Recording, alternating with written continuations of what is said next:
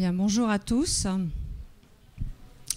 Pour ceux qui nous ont rejoints après la projection du cinéma en partage, voilà, on vous invite donc à continuer l'exploration avec Michel Simon. On a avec nous Jean-Claude Rasmiajas, qui est donc grand reporter culture au journal La Croix.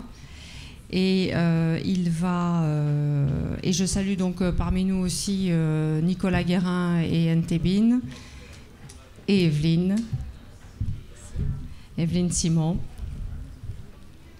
Voilà. Nous, c'est, comme je l'ai dit tout à l'heure dans la salle, c'est un grand honneur et puis une manière de donner à Michel tout ce qu'il nous a donné.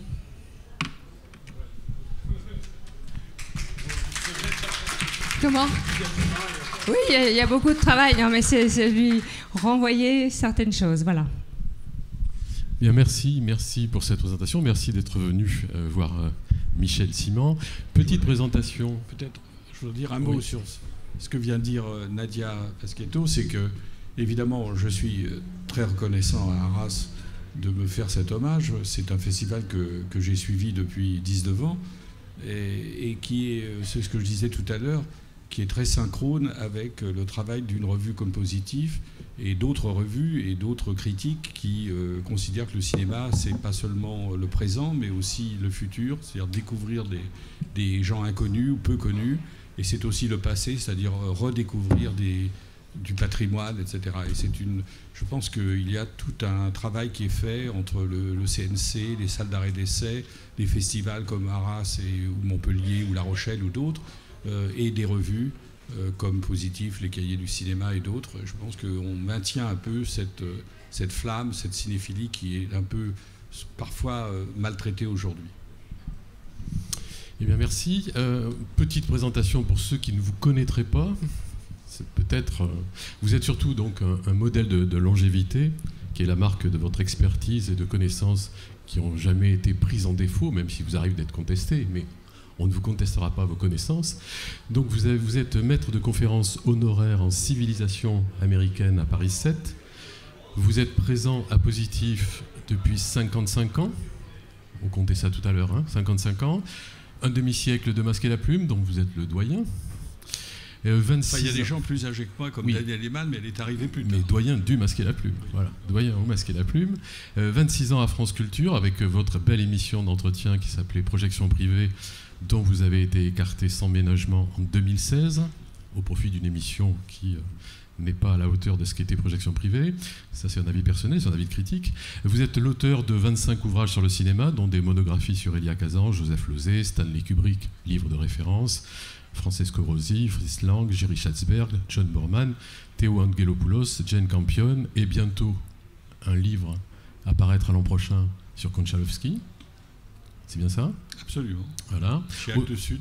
Voilà. Autant de cinéastes dont vous avez été et demeuré l'un de leurs interlocuteurs favoris. En 2014, vous avez signé un livre de souvenirs et d'entretiens écrit avec Ntebine, donc qui est présent parmi nous aujourd'hui, qui s'appelle Le cinéma en partage, qui était accompagné donc de ce documentaire qu'un certain nombre d'entre vous ont pu voir ou revoir à l'instant juste en face. En 2015, Folio Essai a republié votre ouvrage sur le cinéma hollywoodien, Les conquérants d'un nouveau monde, avec une préface savoureuse d'Emmanuel Carrère, qui est le portrait le plus juste que j'ai pu lire de vous.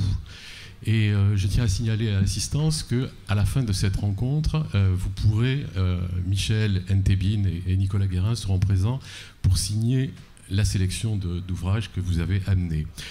Enfin, en février prochain, Gallimard va publier, avec une préface d'Édouard Baird, Une vie de cinéma. C'est une somme de vos écrits qui rassemblera des reportages au long cours, notamment un voyage de 20 000 km en URSS à la recherche du cinéma soviétique, et vous aviez fait ça pour l'Express.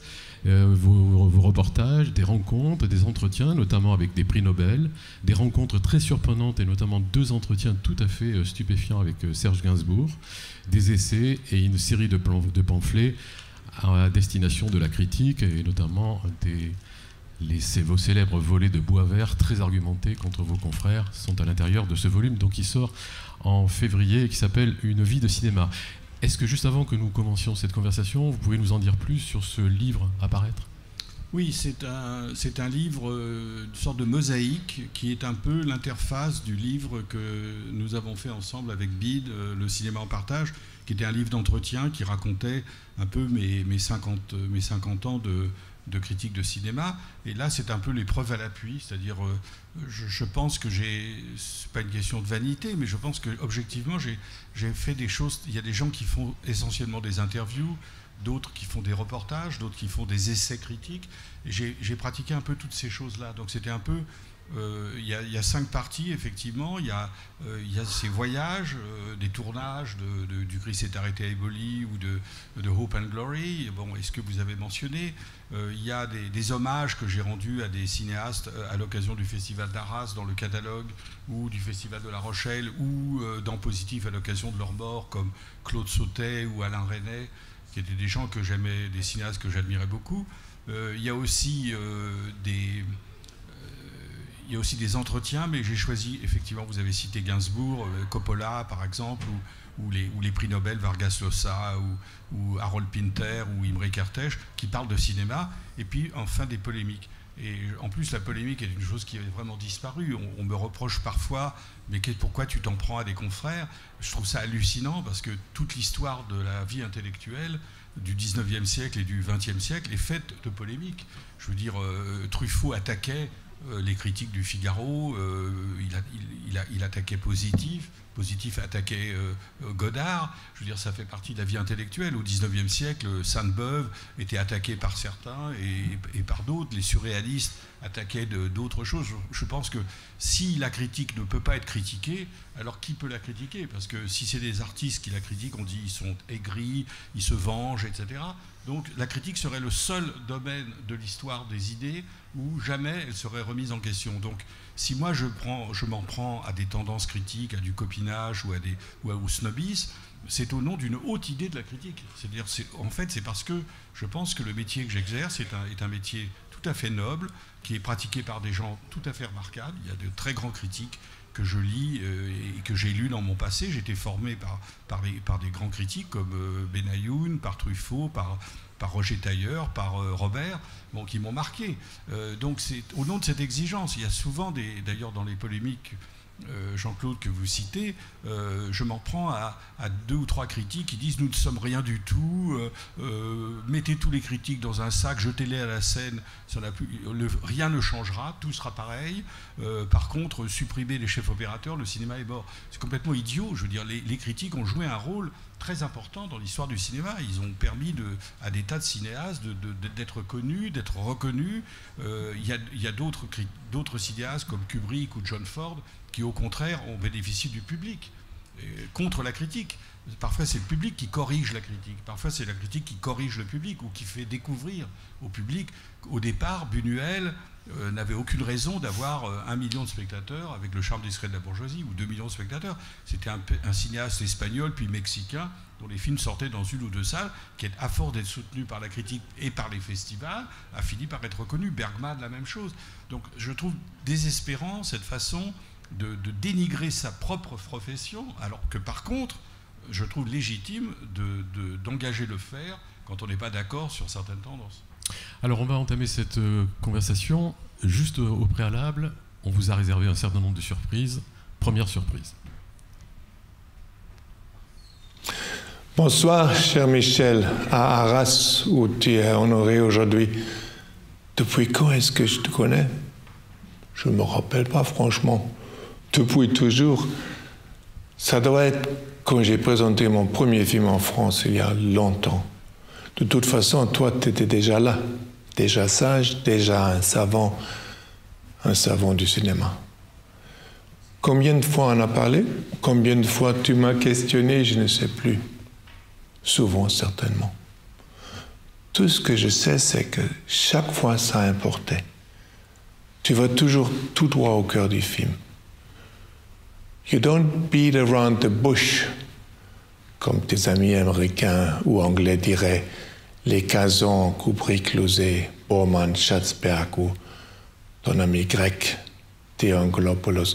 Pour tous ceux qui ne peuvent plus te saluer ce soir, c'est ton ami allemand Wim qui te dit « We love you.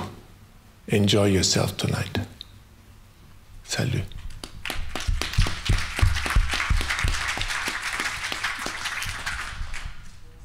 Réaction, Michel? Oui, ben c'est encore un exemple d'un grand cinéaste qui, effectivement, quand on a vu ses premiers films, Au fil du temps, par exemple, pas son premier, mais un chef-d'œuvre, qui a été montré en compétition à Cannes, un film de 3 heures, qui n'a pas eu de récompense, je crois. Mais c'est vrai qu'il a été, Wenders a été, comme le cinéma allemand d'ailleurs, comme Herzog, comme Fassbinder, c'est un travail de la critique. Ils étaient pas du tout reconnus en Allemagne. Ils ont eu beaucoup d'opposition en Allemagne même. Et on peut dire que c'est la France dans ces cas-là, l'Amérique plus pour Fassbinder, la France davantage pour Herzog et Wenders, ou Schlöndorff, qui ont été progressivement mis en lumière et qui ensuite ont fait la carrière qu'on connaît. On vous voit touché par ce témoignage. Est-ce que vous avez conscience de ce que vous représentez pour eux? Pour lui en particulier, mais pour eux en général. J'ai conscience quand j'entends des témoignages, oui, comme dans le film de Simone Lenné.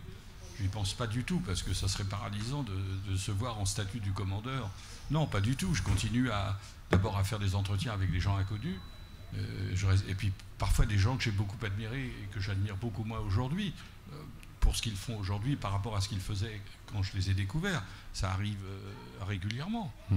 J'ai eu parfois des déceptions. Je me rappelle par exemple quelqu'un comme Glauber Rocha, qui était le grand cinéaste brésilien, avec Rui Guerra. Enfin, lui était brésilien, Guerra était de Mozambique, mais en 63-64, le cinéma novo brésilien, c'était un choc extraordinaire. Glauber Rocha, il venait dîner chez moi, on jouait au baby-foot dans les festivals, on allait voir des films ensemble, on discutait, j'ai fait des entretiens, j'ai préfacé son Terre en transe dans l'avant-scène du cinéma. Et puis au bout d'un certain temps, j'ai trouvé qu'il périclitait, qu'il était devenu influencé par Godard, par Straub. Il faisait des films vraiment pour une clique de gens, et j'ai commencé à ne plus aimer du tout ces films. Et nous avons échangé des lettres. Nous avons échangé des lettres où j'étais pas d'accord avec lui sur ce qu'il faisait. Il me répondait avec beaucoup de courtoisie. Et puis ensuite, en 1980, je me rappelle au Festival de Venise, j'étais membre du jury. Et il y avait un film de Glauber Rocha qui s'appelait L'âge de la Terre, qui est un film, un salmigondi absolument atroce, de 3 heures d'images, mais qui n'avait ni queue ni tête.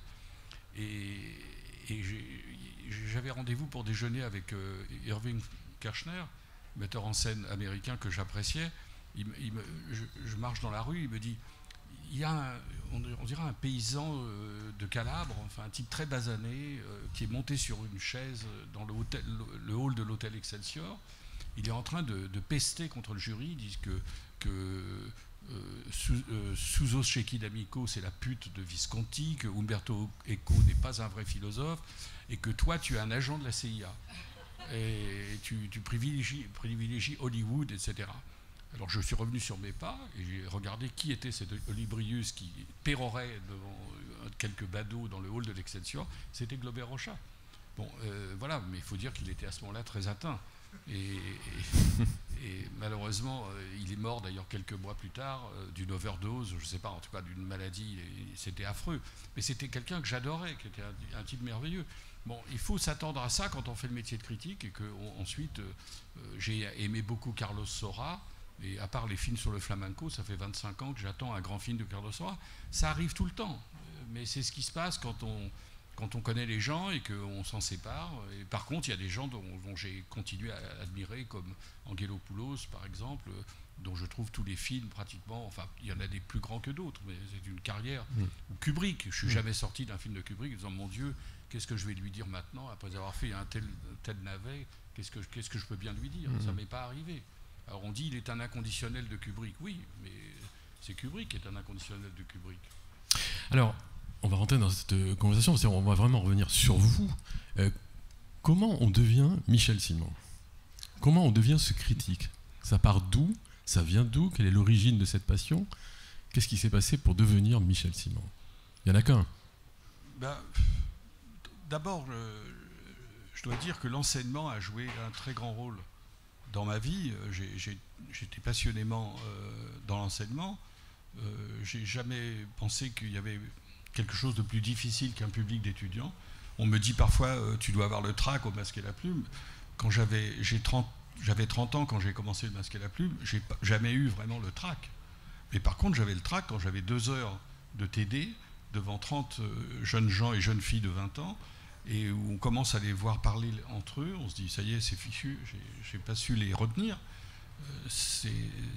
Ou bien ils sortent de la salle, ils vont aux toilettes, ils reviennent, ils n'écoutent pas. Bon, donc, être enseignant, ça demande un grand travail de préparation, mais surtout, une fois qu'on a emmagasiné les notes, etc., d'oublier ces notes. J'avais été très traumatisé dans mes études à la Sorbonne par des profs qui lisaient leurs cours. C'est-à-dire que je me disais, mais pourquoi ils lisent, puisque je pourrais me procurer un polycopier et puis lire ce qu'ils ont à me dire. Ma question, c'était, est-ce que tout petit, le jeune Michel Simon, le petit Michel Simon, se dit, quand je serai grand, je serai critique de cinéma? Non, mais d'ailleurs, Truffaut a raison, personne ne dit, quand je serai grand, je serai critique de cinéma. C'est absurde de penser ça à 6 ans ou 7 ans. Non, ce qui est sûr, c'est que la fréquentation des critiques, de la lecture des cahiers du cinéma, la lecture de Positif, ou même d'une revue comme Présence du cinéma, ou la critique du France Observateur, ou de Art à l'époque, des hebdomadaires, me donnait envie de réfléchir sur le cinéma. Et donc, petit à petit, à force de lire des critiques, j'ai eu envie moi-même de me jeter dans le bain et de faire de la critique. Mais j'ai jamais été un cinéaste frustré. C'est-à-dire, j'ai jamais eu le sentiment qu'il fallait absolument que je devienne cinéaste pour avoir le droit de parler du cinéma. Je crois que c'est complètement idiot. Il y a de très grands critiques d'art. On ne leur demande pas de peindre le plafond de leur salle à manger pour avoir le droit de critiquer Giotto, de parler de Giotto ou de Mantegna. On peut être critique d'art sans être peintre. On peut être critique de cinéma sans être cinéaste. Le critique de cinéma qui veut devenir cinéaste et qui n'y arrive pas, ou qui arrive à faire des films et que les films sont des flops, souvent ça rend très difficile leur activité critique, parce qu'ils sont amers, ils sont envieux, ils sont jaloux, et ils commencent à filer un mauvais coton, ou parce qu'ils n'ont pas réussi à devenir cinéastes, ils deviennent extrêmement violents à l'égard des films. Moi, je me suis senti toujours à l'aise et pas du tout complexé parce que je n'avais pas fait de film. Si j'avais eu le sentiment en moi qu'un film attendait de naître, que c'était prêt à faire, et que alors oui, là, je pense que j'aurais sauté le pas, mais j'ai jamais éprouvé ce besoin. Quelles sont les premières émotions de cinéma? Quel est le rapport qu'entretient l'enfant Michel Simon avec le cinéma? Comment vous le découvrez? Et à quel moment vous avez envie, vous avez le désir que le cinéma devienne toute votre vie? Que devienne toute votre vie, que ça devienne votre passion principale. Oui, encore une fois, c'est pas toute ma vie, parce que, encore une fois, j'ai enseigné aussi, pas seulement de cinéma, j'ai enseigné la civilisation américaine, l'histoire américaine, les mythologies américaines. Ça me passionnait, la peinture américaine, l'architecture américaine, puisque j'étais dans un département d'américains anglo-saxons. Mais c'est vrai que le cinéma a beaucoup occupé ma vie. J'étais un spectateur lambda. Moi, je pense qu'il y a 2 types de gens. Il y a les gens qui découvrent le cinéma à l'université en étudiant Straub, Godard et Marguerite Duras sous l'influence de leurs professeurs. C'est un très mauvais départ. Moi, non pas qu'on ne peut pas aimer Godard et Marguerite Duras, mais je pense qu'il vaut mieux avoir commencé par aimer Errol Flynn, à aimer Rome ville ouverte, à aimer des grands films populaires. Et moi, c'est comme ça. J'ai une éducation de cinéma de quartier avant de connaître la cinémathèque. Je voyais des films après la guerre, des films américains et français essentiellement. Puis après, une deuxième étape où j'ai découvert les auteurs, puisque j'avais 17-18 ans vers 1955, où on découvrait Bergman, on découvrait Fellini, on découvrait Antonioni, on découvrait Tati, on découvrait Bresson. Donc j'ai vu ce que c'était que l'écriture d'un auteur. Après, je suis revenu sur les Raoul Walsh, les John Ford, dont je ne connaissais pas le nom, mais dont j'aimais les films. Et puis, il y a une troisième période, ça a été la Cinémathèque. Je faisais une cagne à Louis-le-Grand, une épocagne à Louis-le-Grand, et j'étais à côté de la rue d'Ulm, et la rue d'Ulm présentait les classiques du cinéma, les muets. Et là, j'ai découvert le cinéma muet, j'ai découvert Buster Keaton, Murnau, Eisenstein, Flaherty, Stroheim, Dovzhenko, et tous ces gens-là, Sjöström, enfin tous les grands Scandinaves, les Soviétiques, les Américains, les Français, etc. Et donc, j'ai vu le pouvoir du cinéma, des images. Et donc, ça a été une troisième étape. Et après, j'ai commencé à voir des films et j'ai envoyé un article. J'ai commencé à écrire dans une revue René Auté qui s'appelait Cinématexte, une revue des étudiants de la Sorbonne. C'était en 72. En 62. Et là, il y avait des gens d'ailleurs, qui avaient des anciens qui écrivaient déjà dans des revues comme Claude Gauthier et Claude Belli, mais il y avait aussi des gens qui allaient devenir connus, comme Michel Nurizani, qui allait devenir un journaliste au Figaro assez connu, François Porcil, qui était le rédacteur en chef, qui allait devenir le grand spécialiste du court-métrage et de la musique de film, de Maurice Jaubert en particulier. Et donc j'ai commencé à écrire quelques articles, 7 ou 8, et puis un jour, j'ai envoyé un article à Positif sur le procès de Wells, parce que je trouvais que c'était choquant de voir toute la presse attaquer Wells, disant que c'était un film complètement raté, totalement infidèle à Kafka. Comme je m'intéressais beaucoup à la littérature et j'avais tout lu presque tous les romans de Kafka, j'ai au contraire défendu Wells dans son adaptation de Kafka. Peut-être qu'aujourd'hui je ne serais pas d'accord avec, mais en tout cas, sur le champ, j'avais vraiment pris la défense de Wells. Je pensais que mon article ne paraîtrait pas parce que, entre-temps, pendant que j'envoyais cet article, Positif avait fait un débat à 6 ou 7, une sorte de table ronde de 25 pages sur le procès.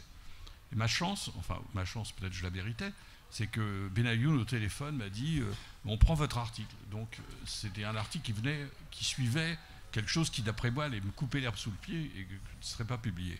Et ensuite, j'ai petit à petit collaboré. Je suis entré en 66 au comité de rédaction. Alors précisément, pour ceux qui s'intéresseraient à votre carrière, c'est dans le numéro 53, c'est en juin 63 que paraît ce premier article. Est-ce que vous vous souvenez de vos débuts dans la revue? Parce que là, vous l'avez fait très vite. Comment vous vous êtes intégré dans cette revue? Comment ils vous ont accepté? Comment vous êtes rentré et pour en devenir le grand timonier? Écoutez, cette revue, d'abord, NTB en parle aussi dans un texte sur le fait que c'était très intimidant, parce qu'à l'époque, revue Positif paraissait tous les 2-3 mois, c'est très erratique, on avait du temps, chacun lisait son article devant 12 personnes qui ricanaient ou qui parfois faisaient des remarques, qui critiquaient tel aspect, parfois fondé d'ailleurs. Donc c'était très intimidant devant cet aréopage de gens que j'admirais beaucoup, Benayoun qui était un immense critique, Roger Tailleur également, Ado Kirou, Louis Seguin, enfin c'était vraiment des gens très brillants, Jean-Paul Theroux. Bon, donc il y a eu cette première étape un peu de bizutage, mais enfin bon, mes textes ont été acceptés. Il y avait des gens qui étaient un peu réticents de ma présence parce que j'aimais Dreyer, j'aimais Bresson, et Positif était une revue très à gauche, très anti-spiritualiste, et pour moi c'était pas un critère d'être religieux, cinéaste religieux. On pouvait être un grand cinéaste tout en étant religieux, même si j'étais très agnostique et même athée, et que j'étais de gauche, tout le monde était de gauche, mais je n'étais pas d'une gauche sectaire. Et autant j'ai été soutenu par des gens comme Roger Tailleur et par Benayoun, qui étaient d'immenses critiques, qui m'ont beaucoup soutenu, autant j'ai veillé un peu, non pas de l'hostilité, mais des réserves. On se disait, tiens, avec lui, Positif risque de bouger. Et moi, j'aime beaucoup le mouvement, donc ça ne me déplaisait pas que ça bouge. Et donc j'ai un peu ouvert Positif vers d'autres choses. On n'allait pas continuer à critiquer Hitchcock, ça n'avait aucun sens. Voilà. Et ensuite, je me suis retrouvé très bien, et c'est toujours un travail collectif. C'est vraiment une revue collective. C'est-à-dire qu'il n'y a aucun... Encore, on en parlait au déjeuner, pour le prochain numéro, il y a eu des discussions sur qu'est-ce qu'on va mettre en couverture, qu'est-ce qui va être montré en avant-première, avec qui on fait un entretien. Il y a des désaccords, il y a des discussions. Personne à Positif n'a le pouvoir de dire le mois prochain, en couverture, ce sera ça. Ce qui est le cas dans toutes les revues.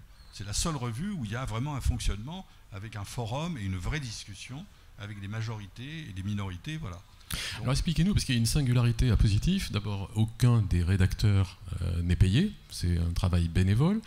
Par ailleurs, il n'y a pas de titre officiel, c'est-à-dire qu'on ne sait jamais exactement quelle est votre fonction en dehors d'être le grand timonier de cette revue, mais vous n'êtes pas dans l'ours comme le grand timonier, mais vous n'êtes pas non plus rédacteur en chef, vous n'êtes pas le directeur de publication. Enfin, c'est très compliqué, et par ailleurs, vous n'avez pas abandonné ce rite du bizutage qui consiste à lire à voix haute devant ses camarades. Alors, les 3 points, bénévole, le grand timonier et la lecture à voix haute. Il n'y a plus de lecture à voix haute. Oui, mais c'est récent.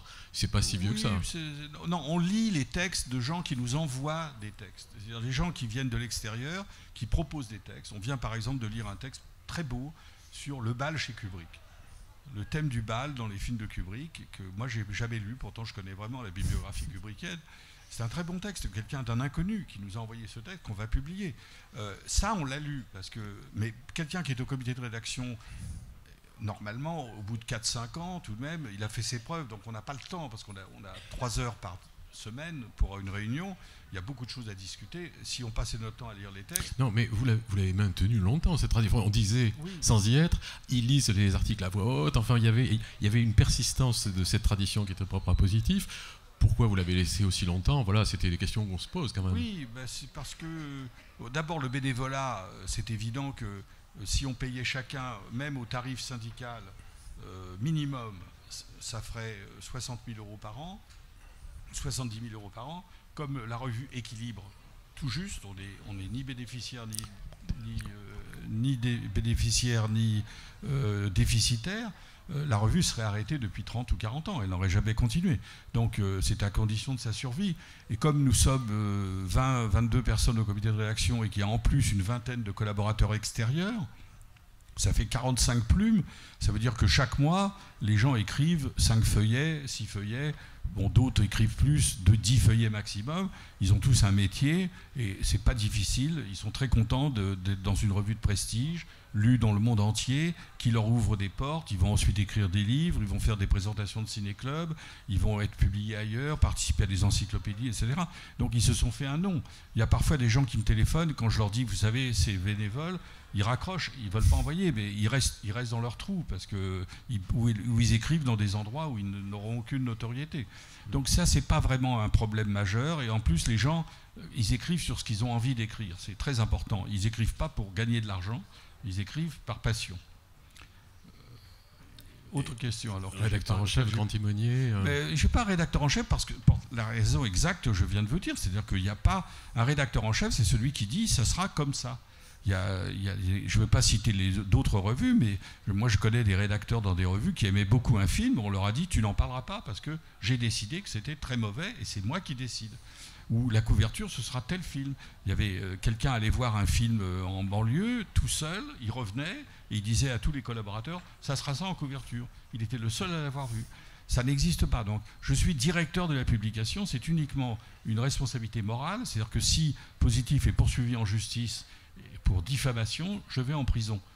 C'est le seul privilège que j'ai en étant directeur de la publication. Est-ce que vous savez pourquoi le cinéma vous attire autant ? Le cinéma m'attire autant parce que c'est la synthèse de tout ce que j'aime dans la vie. D'abord la vie, c'est-à-dire le monde tel qu'il est. Je trouve que c'est l'art, on a dit que c'est l'art du XXe siècle, je pense que c'est l'art du XXe siècle. Je veux dire que si on veut... évidemment, je m'intéresse avant tout à la mise en scène, à la forme, à l'art cinématographique. Mais néanmoins, si vous voulez connaître le XXe siècle, vous le connaissez. Bien sûr, il y a Guernica en peinture, il y a Guernica, mais on cite toujours Guernica. Mais si on veut savoir ce que c'est que la Deuxième Guerre mondiale, la dépression, le racisme, le colonialisme, la révolution, etc., vous allez voir le cuirassé Potemkin, les raisins de la colère, Citizen Kane, il y a une multitude de Rome ville ouverte, Paisa, c'est les films de Francesco Rosi, c'est-à-dire que c'est l'art du XXe siècle, pas seulement parce que c'est un art qui a donné énormément de chefs-d'œuvre au XXe siècle, mais parce qu'il reflète le XXe siècle plus que la musique, et pour cause, plus que la peinture, et peut-être presque autant que la littérature. Donc deuxièmement, c'est une synthèse de tous les arts. C'est-à-dire que c'est la musique, c'est le théâtre, c'est l'écriture, le roman, c'est le théâtre avec les comédiens. Donc le cinéma, il n'y a que le montage qui appartient en propre au cinéma, qui est la spécificité du cinéma. Mais le reste, ça demande pour les metteurs en scène une connaissance de tous les autres arts. S'il y a un metteur en scène qui n'a aucune oreille, il ne choisit pas Nino Rota pour faire la musique. Et c'est de la synthèse de tous les arts. Et je pense que mon intérêt pour la peinture, pour la musique, pour la littérature se retrouve aussi dans mon intérêt pour le cinéma, parce que je retrouve toutes ces choses intégrées dans le cinéma. Donc c'est normal que... Mais j'adore aller dans les voir des tableaux, j'adore lire, bien sûr. Mais pour moi, le cinéma, c'est un art total. C'est ça, c'est un art total. Et d'ailleurs, quand vous dites très souvent, et vous poussez les gens qui s'intéressent au cinéma à justement à mettre en relation avec l'histoire de la peinture, l'histoire de la littérature, l'histoire de la musique. Et d'ailleurs, vous-même, vous entretenez ce lien en permanence. C'est-à-dire que vous allez tout le temps dans les musées, enfin, vous faites toujours cette relation. En quoi, précisément, vous venez de l'expliquer, mais en quoi c'est un art total à vos yeux, vous qui avez des connaissances dans les autres arts, hein, l'art total, je vous dis, c'est la synthèse. C'est chaque morceau d'un film renvoie à un autre art. Et je dois dire aussi, et c'est un art aussi, comme je vous le dis, qui est le reflet de notre société. C'est pour ça que dans mes goûts cinématographiques, j'aime beaucoup l'intimisme. Par exemple, j'aime beaucoup Claude Sautet, j'aime beaucoup Piala, mais si je devais dire les films qui m'impressionnent le plus, même si Piala est un très grand cinéaste et Sautet aussi, c'est les films, disons que je dirais, d'écran large. C'est-à-dire, ce qui m'impressionne le plus, c'est des films qui contiennent le monde. C'est-à-dire qui sont un reflet par exemple, un film comme Barry Lyndon, ou des films d'Angelopoulos, ou des films de John Ford, ou des films de Renoir. J'ai l'impression qu'ils ont une vision, ou de Wu Xiaoxian, pour parler des Asiatiques, de Wu Xiaoxian, de Kurosawa. J'ai l'impression qu'ils ont une vision globale du monde. C'est-à-dire, c'est à la fois des histoires d'amour, c'est des histoires de guerre, c'est la mort, c'est-à-dire un regard en cinémascope, même si les films sont en écran normal. C'est-à-dire, c'est ça qui me fascine le plus. C'est-à-dire, pour moi, le plus grand auteur de littérature, c'est Shakespeare. Et toute œuvre qui avoisine Shakespeare, ou qui se rapproche de Shakespeare, il a mes suffrages davantage. Si on doit absolument classer des films. Je pense que c'est ça qui me passionne le plus, la capacité de restituer the stage is the world, la scène c'est le monde. Voilà. Mettre le monde sur une scène, mettre le monde entier sur un écran. Ça ne veut pas dire qu'il n'y a pas de films magnifiques qui sont une histoire d'amour entre un homme et une femme, bien sûr. Mais par exemple, Hiroshima Mon Amour, c'est un film à la fois une histoire d'amour entre un Japonais et une Française, mais c'est aussi la Deuxième Guerre mondiale, c'est les femmes tondues à la libération, c'est la mise en relation de l'infiniment petit, qui est cette histoire d'amour, et de l'infiniment grand. Et ça me fascine, de même que l'Odyssée de l'espace, c'est un film qui me fascine aussi par l'ambition de Kubrick de rendre compte, depuis les singes jusqu'au futur, de rendre compte de l'évolution de l'humanité. C'est ça qui m'impressionne le plus, même si j'aime beaucoup, mais j'aime par exemple en peinture, j'aime Velázquez, Titien, Rubens, peut-être plus que Chardin, même si Chardin c'est magnifique, bien sûr, une nature morte de Chardin c'est sublime, mais je suis plus encore impressionné par la capacité d'orchestrer la symphonie du monde. Et quand vous abordez un film, quand vous rentrez dans une séance, quand vous allez voir un film, une projection, qu'est-ce qui vous attire spontanément? L'histoire, la musique, le montage, ou c'est la totalité d'un film? Qu'est-ce qui vous séduit d'abord, principalement? Vers quoi va votre regard critique en premier? Le rythme. Le rythme. Je pense que tous les grands films ont un rythme. C'est-à-dire, alors ça peut être très lent. C'est pour ça les gens qui disent c'est mortellement lent. Non, un film lent peut être sublime, et un film rapide peut être exténuant et épouvantable. Non, mais le problème c'est la capacité de rythmer comme en musique. C'est-à-dire, c'est là où le cinéma se rapproche de la musique. C'est-à-dire que c'est une question de rythmique. Il y a des films qui ont leur rythme, que le metteur en scène maintient du début jusqu'à la fin. Ça peut être Angelopoulos, et puis ça peut être aussi Shining, des choses complètement différentes. Mais je pense que le rythme, c'est l'essentiel. Ensuite, évidemment, c'est tout le reste, c'est évident. Mais c'est vrai que je suis séduit aussi par le visuel. Ça paraît banal de dire le cinéma est un art visuel, mais quand vous lisez pas mal de critiques aujourd'hui, ou pas seulement aujourd'hui, quand vous avez fini la critique, vous ne savez pas si on a rendu compte d'un roman ou d'un film. C'est-à-dire que vous n'avez aucune notion si le film a 40 plans ou 1200, si le film est sous-exposé ou surexposé, s'il y a beaucoup de plans séquences ou beaucoup de montage. Vous n'avez aucune idée tactile de ce que c'est. Vous avez au fond le récit de l'histoire, et puis ensuite un commentaire idéologique ou moral. C'est un film misogyne, c'est un film réactionnaire, c'est enfin toutes les étiquettes qu'on peut poser sur les films, et qui n'ont aucun intérêt, parce que c'est pas, je veux dire, on peut être pessimiste et être un grand artiste, on peut être optimiste et être un grand artiste. Il n'y a pas à se... il y a chez des confrères, par exemple, je lis des éditoriaux qui disent le cinéma dorénavant doit être optimiste. Jacques Rivette, par exemple, c'était ça. Jacques Rivette, une fois, il disait le cinéma doit être atonal. Il se rasait le matin, l'après-midi, il écrivait un éditorial pour le cinéma doit être atonal. S'il n'est pas atonal, c'est pas bon. Puis 3 ans plus tard, le cinéma doit être mélodique. Non, le cinéma, c'est ce que les artistes veulent faire. C'est pas aux critiques de dire ce que doit être le cinéma. Le cinéma, il est créé par les artistes, et ensuite les critiques regardent ce que les artistes font et donnent son opinion. Mais il n'a pas à dicter ce que doit être le cinéma. Alors évidemment, ça réconforte les jeunes lecteurs, parce que quand on dit aux jeunes lecteurs, voilà, la clé pour faire un film aujourd'hui, c'est d'être optimiste ou c'est d'être pessimiste. Comme on leur disait dans les années 70, la seule façon d'aborder le cinéma, c'est la sémiologie.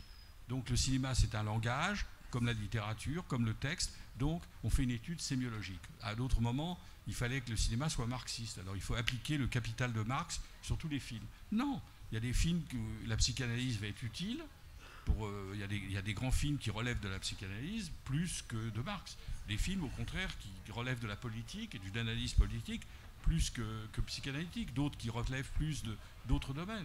Mais la boîte à outils, ça a toujours séduit les gens. C'est-à-dire de dire aux gens, pour parler d'un film, il faut une connaissance de tous les arts et de la culture en général. C'est beaucoup plus impressionnant et difficile à admettre que de vous dire lisez Christian Metz et appliquez ses théories et analysez tous les films suivant la méthode de Christian Metz. Alors, une deuxième surprise.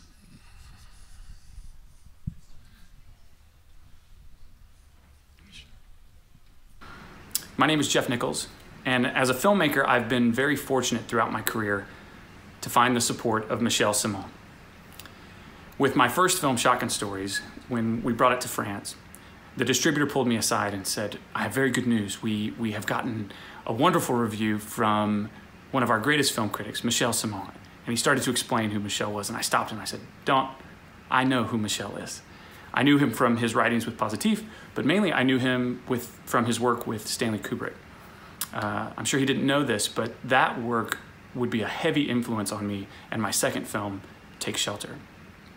So tonight I would like to congratulate Michel and thank him for his passion and his intellect. The work he has done in film criticism has really raised the form, and I'm very fortunate to have had him as a supporter throughout my career. Whenever I bring a film to France, always in the back of my mind I'm thinking, what will Michel think? So tonight, Michel, congratulations. You deserve this and many more awards. I look forward to talking with you in the future. Have a great night.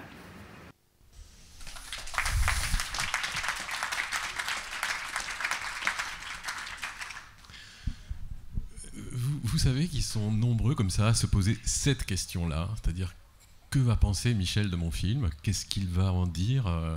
Est-ce que vous savez ça quand même? Qui sont suspendus à votre avis critique, à votre soutien aussi. Honnêtement, je ne fais pas de la fausse modestie. Honnêtement, je ne pense pas du tout à ça. Et d'ailleurs, ces extraits ces hommages me touchent profondément parce que je n'ai pas imaginé. Enfin, je connais évidemment, j'ai adoré Take Shelter et tous les films de Jeff Nichols, mais je n'ai pas pensé qu'il prendrait la peine de répondre à la demande. Je le découvre avec vous. Demande d'Arras. Précisément, c'est ce que souligne Jeff Nichols. D'où vous vient votre insatiable, infatigable curiosité? C'est-à-dire qu'on vous sait toujours partant pour aller voir un film. Encore hier soir, vous aviez 2 heures à perdre. Vous dites, je vais aller voir un film, je ne vais pas rester là à traîner. D'où ça vous vient? Et la deuxième question qui suit celle-là, c'est d'où vous vient ce besoin d'admirer, car vous avez besoin d'admirer, vous aimez admirer. Alors, votre curiosité et ce désir d'admirer tout le temps. Alors, je ne sais plus, il y a un moraliste, j'adore les moralistes du 17e et du 18e, mais je crois que c'est de Vauvenargues, je crois, Vauvenargues ou Chamfort, un des deux, du 18e, qui disait c'est le propre d'un esprit médiocre que d'admirer modérément. Alors, C'était Vauvenargues. Il y avait Victor Hugo aussi qui disait j'aime admirer comme une brute. Voilà. Voilà. Alors, et moi, je pense que c'est pas la peine de faire ce métier si on n'admire pas. Mais pas admirer de façon indiscriminée, bien sûr, d'admirer avec des raisons. Mais c'est ça, c'est peut-être mon côté passionné. Je suis quelqu'un de très passionné et voilà, je ne comprends pas que quand je faisais mon émission Projection Privée, quelqu'un me le disait récemment, il y a quelques mois, que je prenais à partie mes auditeurs. C'est-à-dire, je parlais d'un livre ou pendant 50 minutes avec un auteur ou d'un film. Peut-être le livre, il n'était pas facile à trouver en librairie, ou un film, il sortait dans deux salles à Paris. Et moi, je me rappelle, quand j'avais 20 ans, les grands films sortaient souvent dans 2 salles, au Saint-André-des-Arts ou dans une seule salle. Au Saint-André-des-Arts ou à la Pagode ou dans un autre. Et nous allions tous en métro, en bus, pour aller voir ce film.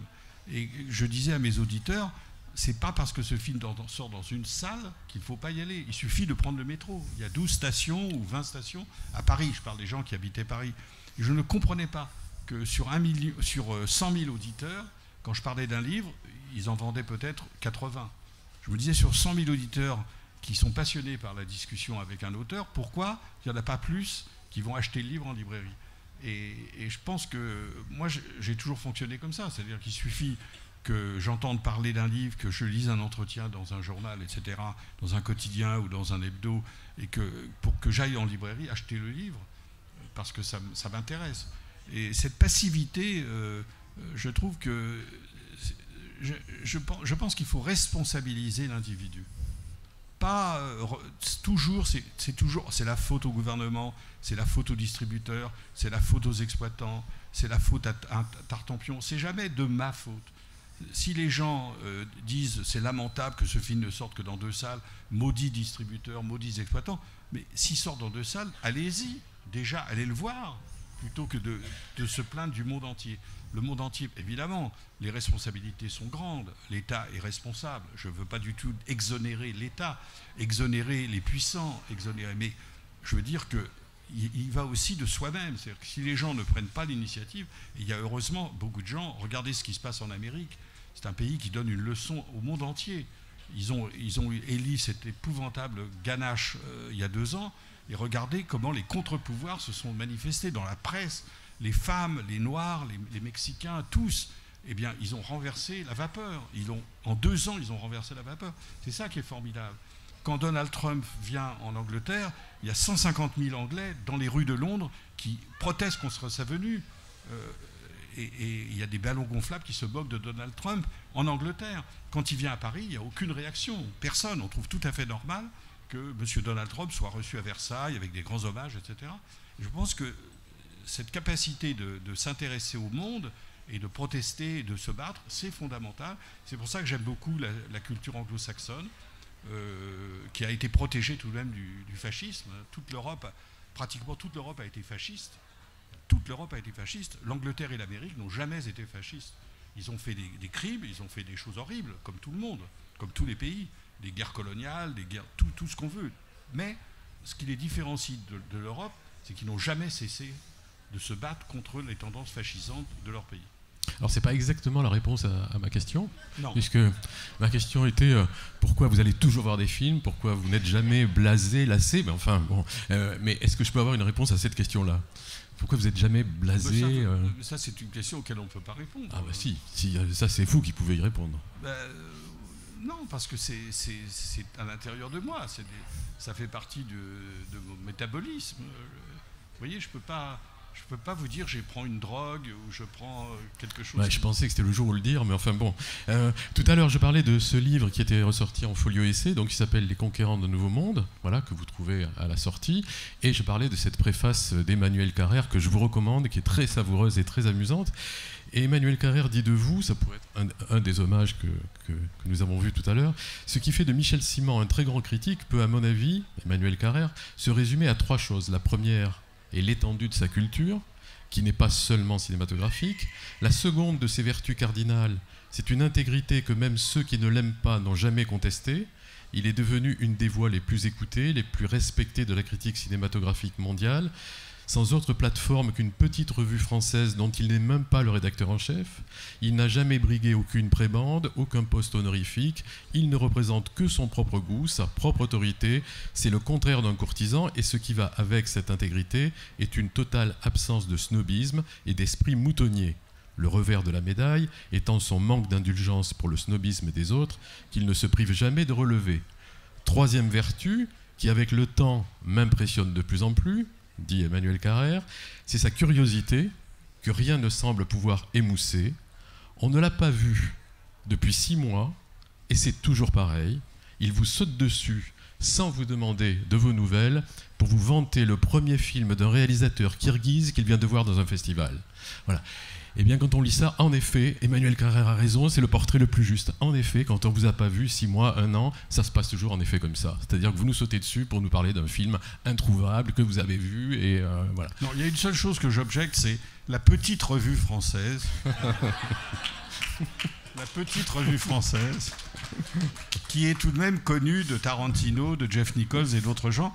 Et quand on sait la culture très limitée des Américains en général pour tout ce qui se passe en dehors de l'Amérique, le fait que tous ces gens-là connaissent Positif est tout de même une gratification. Bon, le portrait... Mais à part ça, j'adore cette préface. Évidemment, je peux pas dire que j'aime pas cette préface d'Emmanuel Carrère. Vous vous y reconnaissez? Oui, absolument. Mais là, c'est encore une fois, la curiosité, c'est aussi le métabolisme. Pourquoi je suis curieux? C'est très difficile. Pour moi, ça me paraît normal. Tout ce que je fais me paraît absolument standard. Être curieux me paraît être normal. Je pense que le bébé qui naît le premier jour, il est curieux. Il regarde autour de lui ce qui se passe. On croise dans la vie plein de gens qui n'ont pas cette curiosité-là, hein, par ailleurs. Donc il y a aussi quelque chose de, je sais pas, c'est pas paradoxal, c'est enfin qui vous constitue, c'est-à-dire que, en effet, vous allez nous sauter dessus pour nous parler d'un film kirghize et vous allez vraiment nous convaincre. Et parfois, ça ressemble à du lavage de cerveau. Enfin, on se fréquente assez. Et quand vous avez décidé de jeter votre dévolu sur un film, alors vous allez tout faire. Et le paradoxe de ça, mais jusqu'à être un peu intolérant, hein, et vous êtes connu pour ça. Mais le paradoxe ou l'étrangeté de ça, c'est que par ailleurs, vous êtes très ouvert à la discussion dans le même mouvement et que vous pouvez tolérer des opinions différentes alors que vous n'allez pas démordre de votre avis. C'est quoi le mouvement intérieur de ce mouvement dialectique? Ben c'est ce que je disais sur les anglo-saxons, c'est-à-dire moi je crois profondément à la démocratie, vraiment, mais la démocratie n'est pas séparable des convictions. En politique, les gens que j'ai admirés, c'est des gens comme Pierre Mendès France, comme Michel Rocard, donc qui sont des gens qui ont des convictions très très fortes, mais qui en même temps sont respectueux de la République, qui sont respectueux de l'opinion des autres, contrairement au discours de haine ou d'agression de certains politiciens qui n'arrêtent pas de semer la haine autour d'eux. Voilà, donc je pense que vous avez raison de parler d'une dialectique. C'est peut-être justement parce que je suis tellement convaincu pour mes options que je comprends aussi que d'autres aient d'autres options que les miennes, à condition qu'elles soient dans un respect mutuel. Mais c'est vrai, par exemple, vous voyez, dans la voiture, j'adore Pascal Ferrand, j'admire beaucoup de choses qu'elle admire, mais je lui parlais de Francesco Rosi. Et d'un seul coup, je me suis rappelé qu'elle avait été l'étudiante de Serge Danet. Et Serge Danet semait les oukases permanents, beaucoup plus que moi. Il était beaucoup plus intolérant que moi. Et pour lui, Francesco Rosi, que je considère comme peut-être le plus grand cinéaste politique de l'histoire du cinéma, plus qu'Eisenstein, je trouve que les films de Rosi, c'est des modèles d'analyse politique. Elle m'a avoué, elle qui connaît tout le cinéma, pratiquement, qu'elle n'avait jamais vu un film de Rosi, parce que à 19 ans, elle était élève de Danet, et Danet lui avait dit « N'allez pas voir Rosi, c'est très mauvais ». Voilà. Et j'étais stupéfait de ça. Et j'espère que... J'ai la même chose avec Georges Didier Huberman, que j'ai invité à France Culture, le grand spécialiste de la politique au cinéma. Il n'avait jamais vu Salvatore Giuliano sous l'influence de maîtres à penser, qui pour moi, ce sont des maîtres à décérébrer. Des maîtres à décérébrer, parce qu'ils jettent des interdits sur des cinéastes qui sont de grande valeur. Et moi, je ne pense pas avoir fait ce travail de sape. Bon, c'est vrai qu'il y a des cinéastes que j'aime pas, mais je n'ai pas passé ma vie à pourfendre à tout prix des cinéastes que j'aime pas. Puis il y a des cinéastes que j'ai aimés, comme je l'ai dit tout à l'heure. Lars von Trier, j'ai beaucoup aimé les premiers films de Lars von Trier. Et puis j'ai décroché. J'aime beaucoup le Mélancolia, mais j'aime pas du tout son dernier film, qui est considéré comme un chef-d'œuvre par certains. Alors, vous parliez de France Culture. Vous avez réalisé à peu près, à la louche, 1 millier d'entretiens, et vous êtes très attaché à cet exercice de l'entretien. Et d'ailleurs, votre travail, enfin vos publications l'attestent, mais vous aimez beaucoup, beaucoup cet entretien. Et quand on écoutait Projection Privée, un des plaisirs qu'on avait, c'est que vous saviez écouter. Alors je sais que vous avez aussi beaucoup souffert de la façon dont on vous a enlevé cette émission, et c'était une décision injuste, mais qu'est-ce qui vous plaît dans cet exercice de l'entretien, et pourquoi vous l'aimez autant ? D'abord parce que c'est l'intérêt, le contact humain, c'est-à-dire le fait de rencontrer quelqu'un et d'avoir 1 heure ou 50 minutes d'approfondissement en s'entretenant avec des gens, des monteurs, des chefs opérateurs, des producteurs, des scénaristes, bien sûr des metteurs en scène, des comédiens. Par exemple, les comédiens sont souvent très mal vus. On s'intéresse dans la presse, c'est sûrement des histoires d'anecdotes. Quelle est votre couleur préférée? Qu'est-ce que vous préférez porter, le pantalon ou la jupe? Comment vous traitez vos enfants, etc. Mais si on parle avec un comédien de son métier, on se rend compte que beaucoup de comédiens sont d'une très grande intelligence. J'ai fait à Montpellier une leçon de cinéma avec Clotilde Courreau, par exemple, qui est une comédienne qui n'a pas eu, à mon avis, les rôles qu'elle aurait mérités, mais qui, dans certains films, a été remarquable. Son intelligence, sa culture, sa finesse, etc., elles sont apparues. Simplement, on ne laisse pas parler les comédiens sur leur métier. Et souvent, ils ont des choses formidables à dire. Donc je pense que c'est découvrir, justement, faire découvrir des gens. Et puis aussi, l'autre raison, c'est que l'entretien avec un metteur en scène, ça vous éclaire de la façon dont les films sont faits. Les films sont des travaux collectifs. Bien sûr, le metteur en scène, dans les meilleurs des cas, est le grand ordonnateur du film, mais il n'aurait pas pu faire son film sans un musicien, sans un monteur, sans un chef opérateur, sans des comédiens, sans un scénariste, etc., dont il est probablement parfois, même souvent, le scénariste. Mais c'est intéressant de savoir comment ça se fait. À la limite, c'est moins important pour un écrivain ou pour un peintre, parce que c'est un travail solitaire et individuel. Mais dans le cinéma, moi j'ai appris énormément de choses. Aujourd'hui, je crois que plus on vieillit et plus on pratique l'entretien, plus les entretiens sont bons, parce que plus on a accumulé de connaissances, ce qui n'est pas le cas de la critique. Il y a des jeunes de 25 ans qui écrivent dans Positif, qui écrivent à 25 ans mieux que je ne le faisais à 25 ans à leur époque, au même âge. Parce que les jeunes générations sont beaucoup plus visuelles que la mienne, qui était encore toute nourrie de littérature. Donc les jeunes voient, les meilleurs d'entre eux, voient le cinéma justement d'un point de vue purement cinématographique. Mais par contre, l'entretien, c'est sûr que plus vous avez vu de choses, plus vous avez appris de choses sur la façon dont les films se montent, les films se préparent, etc., plus vos questions deviendront pertinentes. C'est pour ça que j'ai souffert de la suppression de mon émission. Parce que c'est pas en allant en bibliothèque que vous apprenez à faire l'entretien. C'est vraiment la connaissance intime du fonctionnement du cinéma lui-même et toutes les entraves que vous pouvez rencontrer, toutes les difficultés que vous pouvez rencontrer.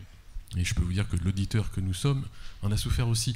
De tous ces entretiens que vous avez faits, quels ont été les cinéastes dont vous vous êtes senti le plus proche? Je ne dis pas ceux qui vous ont le plus impressionné, mais ceux dont vous vous sentiez le plus proche, avec que vous aviez plaisir à retrouver, que vous aviez plaisir à pousser. Moi, j'imagine qu'il y a Kubrick, mais au-delà de ça, il y en a certains dont vous vous sentiez vraiment proche, quoi. Bah, écoutez, c'est pas une réponse de Normand, surtout dans le Pas-de-Calais, mais honnêtement, les grands cinéastes sur lesquels j'ai écrit, sur lesquels j'ai fait des livres, je me suis senti très proche d'eux. Si j'ai choisi vraiment de faire ces livres, c'était parce que c'était après une longue fréquentation. D'abord, c'était jamais des commandes, c'est pas chez quelqu'un qui m'a demandé, donc c'était des projets personnels. C'était des livres qui étaient nés d'une accumulation de rencontres préalables, de gens que je connaissais déjà, donc j'avais eu le temps vraiment de réfléchir à leur personnalité. Et j'ai eu la chance, je me rappelle, puisqu'on parlait d'Emmanuel Carrère, Emmanuel Carrère, à 25 ans, a fait un livre magnifique sur Herzog, qui était le premier livre consacré à Herzog dans toute la publication mondiale. Il n'y avait jamais eu un livre sur Herzog. Il descend au Festival de Cannes pour Télérama, pour faire un entretien avec Herzog, et il lui donne son livre. Herzog le feuillette, il le jette en disant « Oh, un tableau de Gaspard David Friedrich, il faut être un intellectuel français pour faire des comparaisons aussi stupides, etc. » Vous vous rendez compte, pour un type de 25 ans qui vous voue une grande passion, d'être reçu de cette façon, ou Benayoun, même maltraité par Jerry Lewis? J'ai jamais connu ça de ma vie. Je veux dire, tous les gens avec qui j'ai travaillé, j'ai jamais eu ce genre de réaction. Et Dieu merci, j'ai pas eu, même si j'ai beaucoup aimé Herzog au début, pendant 10 ans j'ai admiré Herzog, qui ne m'intéresse plus du tout aujourd'hui, mais heureusement que j'ai pas entrepris quelque chose, parce que c'est d'une humiliation terrible. Et moi j'ai toujours trouvé un terrain de sympathie extra-cinématographique, c'est-à-dire que quand je parle avec Boorman, quand je parle avec Rossi, quand je parle avec Kubrick, quand je parle avec Lozay, avec Kazan, je rencontre des gens, ou Jane Campion, je rencontre des gens qui ont une culture littéraire, qui ont une culture picturale, qui ont une culture politique, qui réfléchissent sur le monde.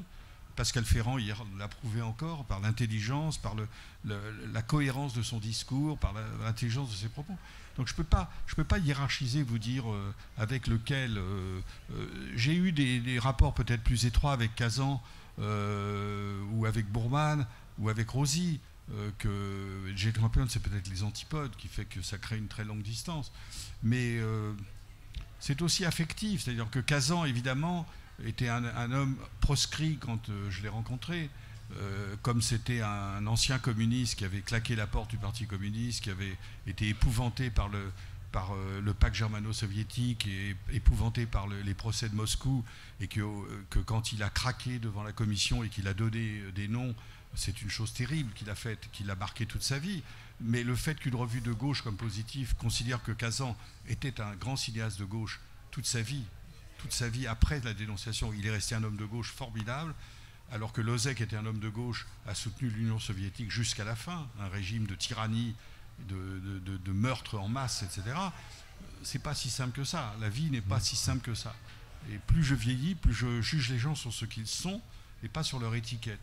On peut être un homme de gauche et un salaud, et des gens de droite, comme De Gaulle, qui partent en Angleterre pour lutter contre... Ou comme Churchill, qui est un ancien homme de droite et qui devient le seul rempart contre le fascisme. Donc je suis très sceptique sur les catégories définitives, même si je suis de gauche toute ma vie et j'ai toujours voté à gauche. Une troisième surprise? Oui. Il y en a combien?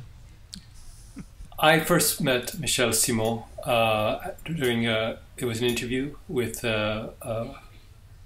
French radio. It was a national broadcast, and it was actually must have been very, very painful for him because my French was really bad. It's still not very good, and I had to speak with him for an hour on this very esteemed program, and I can't imagine how he was able to sustain a conversation, but he was, and he was very elegant and very insightful, very encouraging, extraordinarily elusive in his ability to draw on all sorts of different films in such detail.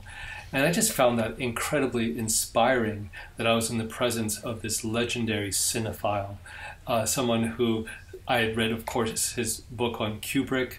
I had dreamt that one day I might be able to meet him, and here I was having this interview with somebody I admired so much in a language that I was struggling with. But anyhow, the relationship became much better after that. He was somebody who really, in some ways, introduced me to Cannes. He was aware that it was very important for my films to go to the festival, and I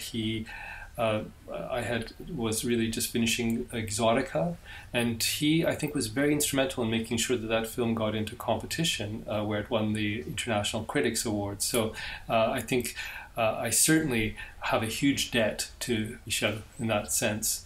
And he's just, in some ways, embodies a whole tradition of what it means to be a cinephile, you know, like somebody who is so consumed with the process of every decision that goes behind making a film. And now I'm in pre-production for my new film, which I'm shooting in a few weeks. And so I can't help but think of the fact that when you make a film, you dream that somebody like Michel Simon would be able to appraise it, would be able to give you a very honest response to what your films are proposing. I think, you know, what's amazing about doing the interviews with Positif is that it's always two critics. There's a formal quality to that process, and it's really a very high standard is kept. And in this day and age, when so much film criticism is done in almost, it's done in an aggregate manner. Everyone has their say. Anyone can propose any idea about any feeling they might have towards a film. It's great that there's still a sense of rigor, that there's still a sense that there are standards that must be kept in this practice. And Michel Simon embodies the very highest standards of the art of film criticism.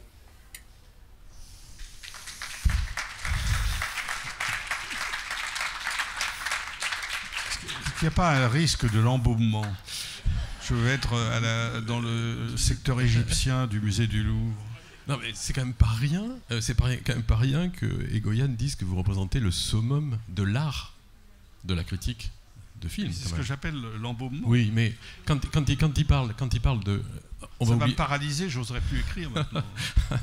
Oui, en plus c'est la première fois que vous entendez ça, je comprends que ça vous paralyse, mais quand il parle de l'art de la critique, vous comprenez ce qu'il dit? Oui, je pense que la critique, c'est un exercice littéraire.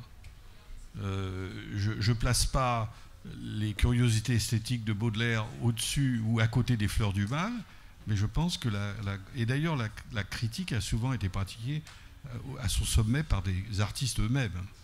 Je veux dire, les textes de Diderot sur la peinture, les textes de Baudelaire et d'autres au XXe siècle, les textes de grands artistes qui sont vraiment très écrits. Je pense que la critique, c'est aussi un exercice littéraire. Je pense que c'est ce qu'on retrouve dans la critique des cahiers du cinéma, la critique de Positif, c'est qu'il y a des stylistes, il y a vraiment des gens qui écrivent. C'est le plaisir. Moi-même, quand je lis mes camarades dans Positif, je savoure la qualité des textes tels qu'ils sont écrits. Donc, je ne mets pas du tout la critique au niveau du roman ou de la poésie, mais je pense que c'est une forme peut-être mineure, mais c'est une forme littéraire. Dans le documentaire qui vous était consacré et que donc on a vu tout à l'heure et revu, Atom Egoyan parlait déjà de vous et disait qu'il était ravi de vous rencontrer. Il précisait ce qu'il vient de dire là, mais il disait aussi qu'il était triste quand il vous rencontrait parce que il avait la sensation que vous incarniez quelque chose qui était en train de disparaître, c'est-à-dire cette exigence-là, cette rigueur-là, et puis cette ampleur de vue derrière une critique. Est-ce que vous le ressentez, ça ? Oui, je le ressens. C'est-à-dire que j'ai eu la chance de commencer à écrire dans les années 60, puis les années 70, où il y avait vraiment une floraison de revues et d'une qualité aussi dans les hebdomadaires et les quotidiens. Bien sûr, il y a encore de très bons critiques aujourd'hui dans les hebdomadaires et dans les quotidiens. C'est pas ça que je veux dire, mais il y a tout de même d'abord beaucoup moins de variété. Moi, je me rappelle qu'il y avait par exemple une nouvelle revue qui s'appelait Cinématographe. Jacques Fisky est au jury cette année ici. D'ailleurs, il avait eu à l'époque, ça m'avait beaucoup touché, il m'avait demandé de venir le voir avant de créer Cinématographe pour se renseigner comment les revues ça fonctionne, etc. J'ai trouvé ça une démarche assez humble de la part de quelqu'un qui consultait un aîné. J'étais pas beaucoup plus âgé que lui, mais pour lui j'avais plus d'expérience. Mais une revue comme il y avait Cinématographe, il y avait Positif, il y avait les cahiers, il y avait la revue du cinéma, il y avait Cinéma 65, 70, etc. Il y avait aussi des critiques dans des gens bien sûr comme Jean-Louis Bory, comme d'autres. Et je pense qu'aujourd'hui on se méfie de la critique. C'est-à-dire qu'avant on faisait appel dans les grands journaux à des gens qui venaient des revues. Tout le monde, tous les gens qui écrivaient dans les mensuels écrivaient aussi dans les hebdomadaires ou les quotidiens. Louis-Marc Aurel, Truffaut lui-même, Chabrol, Romer, tous ces gens-là écrivaient. Benayoun écrivait dans un journal, dans le France Observateur. Roger Tailleur, tous ces gens-là écrivaient. Aujourd'hui, j'ai l'impression qu'on ne veut pas de critiques trop cinéphiles. C'est Yvonne Baby qui avait inventé ça au Monde. Elle disait « Je prends des gens qui ne connaissent rien au cinéma parce qu'ils ont un regard frais ». Et je trouve ça absurde, c'est-à-dire de penser que plus on est ignare, plus on va réagir. Alors c'est peut-être la mythologie aussi du directeur de journal qui croit qu'à ce moment-là, le critique va représenter le lecteur moyen. Et donc on se protège contre les supposés cinéphiles qui vont nous infliger des films qui n'ont pas un succès immense, etc. Et ce qui était justement important, c'était que c'était des gens qui étaient des spécialistes, qui connaissaient leur sujet. On ne fait pas ça dans d'autres domaines. On ne confie pas la politique, le Brésil, la rubrique du Brésil, enfin l'Amérique latine à quelqu'un qui ne connaît pas l'espagnol et qui ne sait rien de ce qui se passe en Amérique latine. On ne confie pas l'économie, un secteur économique à quelqu'un qui ne connaît rien de l'économie. Mais le cinéma, n'importe qui peut en parler. Et ça, je trouve ça regrettable. Ça ne veut pas dire que le public n'a pas droit à la parole. Il le fait en allant voir le film ou ne refuser d'aller le voir. Donc le public a lui aussi sa revanche à prendre contre les critiques. Il y a des cinéastes comme Kubrick qui ont été assassinés par la moitié de la critique ou les trois quarts de la critique. 2001 est un film qui a été plébiscité par le public. Il ne faut pas l'oublier. C'est un immense succès dès le premier jour, avec des critiques épouvantables. 2001, tous les grands critiques américains ont assassiné 2001, tous sans exception. Et pourtant, il y avait la queue au coin de la rue pour aller voir 2001, qui a été sauvé par le public. Donc, il ne s'agit pas de distinguer le bon critique et le mauvais public. Non, le public parfois a raison. Et parfois, c'est la critique qui a raison, et cette interaction est formidable, alors que l'art contemporain est en main entière de la critique. Je veux dire, s'il n'y avait pas la critique, Jeff Koons ne continuerait pas à faire ces élucubrations insupportables. Et c'est grâce à la critique que l'art contemporain est pratiquement sacralisé dès la naissance, pour des raisons commerciales, d'argent, etc. Ce qui est merveilleux dans le cinéma, et c'est pour ça aussi que c'est un art, c'est pour moi l'art du XXe siècle, c'est qu'il y a un équilibre extraordinaire entre les savants, comme on dit, et puis le public. Et chacun contrebalance. Et souvent, le public fait le succès de films que la critique n'a pas aimé, et inversement. Et puis vous avez observé au fil du temps aussi la réduction des moyens accordés aux critiques. C'est ce qu'on découvre en lisant votre prochain livre. C'est avec les reportages que vous avez insérés dans ce volume, notamment, mais il y a d'autres exemples. Hein. Vous êtes allé en Italie, mais c'est ce périple de 20 000 km à travers l'URSS où vous êtes resté 3 semaines pour l'Express. Expliquez-nous à quel moment les choses ont commencé à s'amuser. J'ai du mal à dater, mais quand j'ai fait des recherches, quand j'ai pensé comment construire cette mosaïque de textes, je me suis demandé comment... j'ai voulu relire ces articles que j'avais faits 40 ans plus tôt, et donc j'ai relu ce texte sur l'URSS où l'Express m'a envoyé pendant 3 semaines en Kirghizie, en Ouzbékistan, en Géorgie, en Arménie, à Moscou et à Riga, dans les pays baltes, pendant 3 semaines, où j'ai rencontré les producteurs, les metteurs en scène, les scénaristes, etc. Et ils m'ont donné 30 pages. 30 pages, je dis bien, avec parfois une colonne dans la page, mais ça s'étendait sur 30 pages. Et je me disais, mais aujourd'hui, quel hebdomadaire accepterait 30 pages d'un reportage sur une cinématographie, quelle qu'elle soit? La même chose pour la comédie italienne. J'ai fait la même chose. Je suis passé 1 semaine en Italie à interviewer les actrices, les metteurs en scène, les scénaristes, etc. Scola, Monicelli, Latuada, etc. Mais aujourd'hui, on me dirait, bon, tu as 2 pages maximum, tu fais pas plus, parce qu'on peut pas se permettre. Donc il y a incontestablement une dégradation, mais alors je ne sais pas la dater. Mais en tout cas, ce que je constate, c'est qu'en 40 ans, il y a beaucoup de choses qui sont perdues.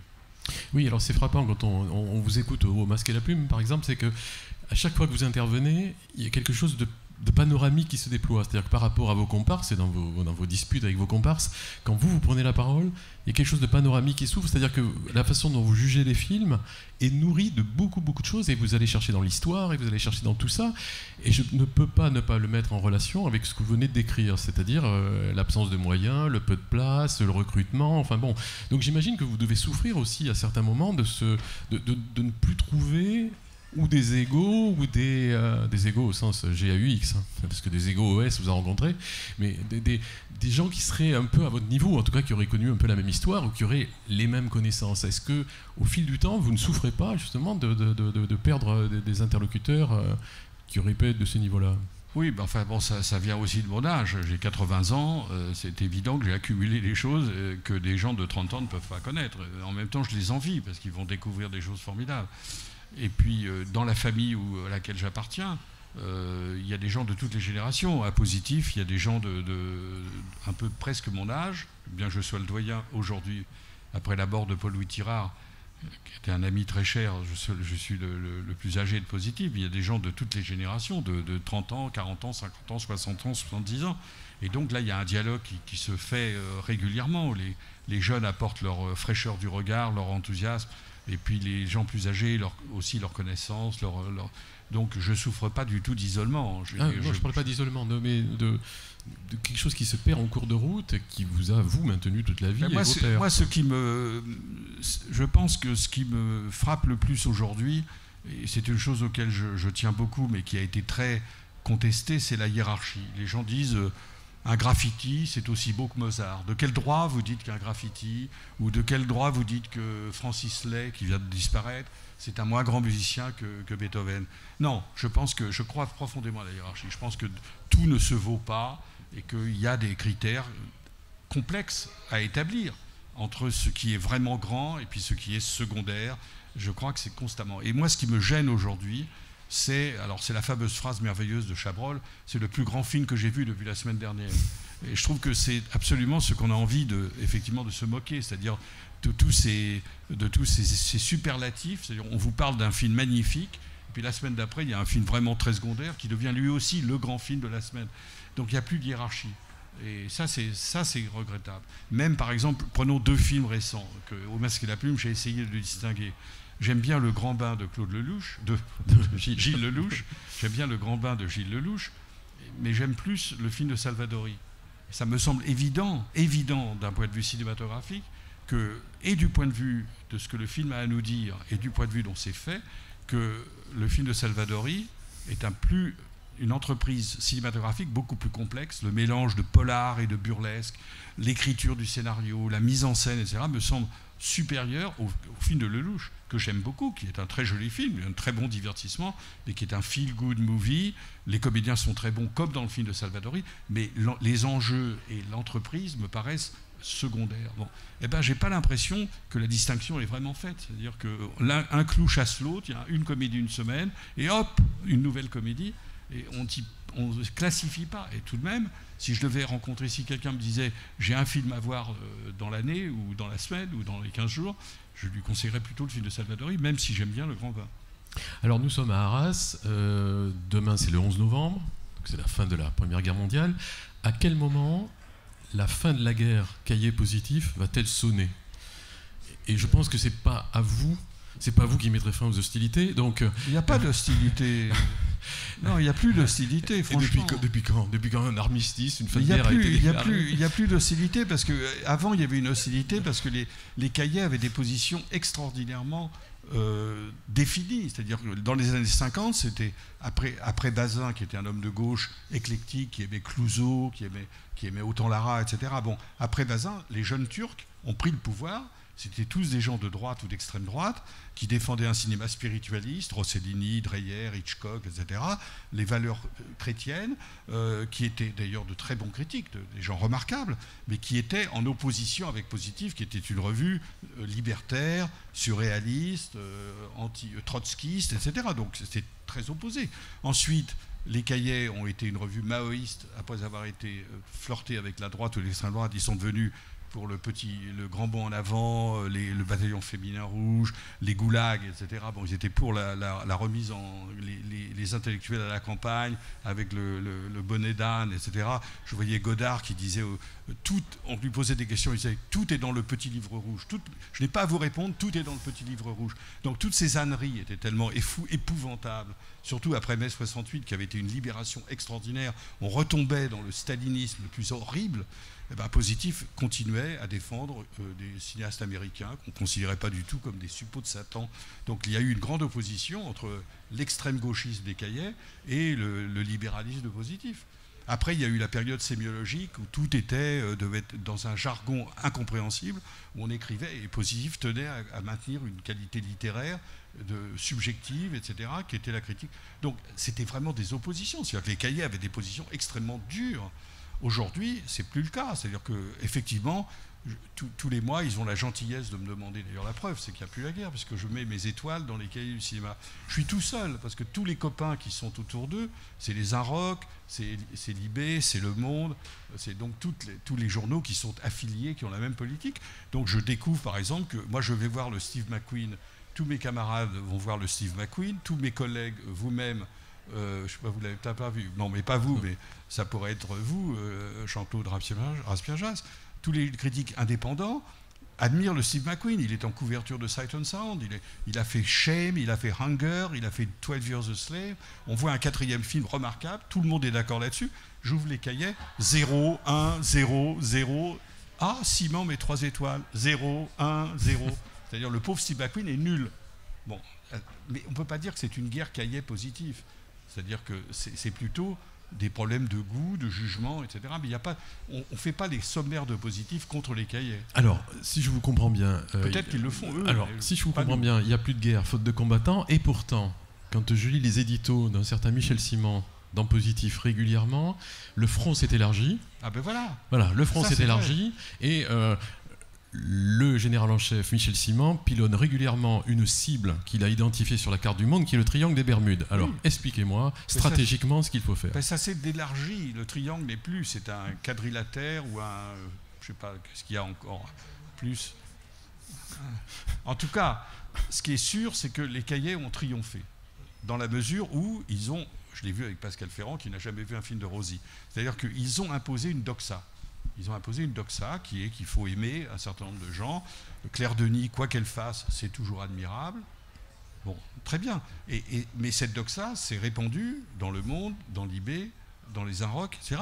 Donc, je m'en prends à cette doxa. Je trouve que ça pétrifie la critique de cinéma, ça l'empêche d'avoir une grande diversité et de grandes oppositions.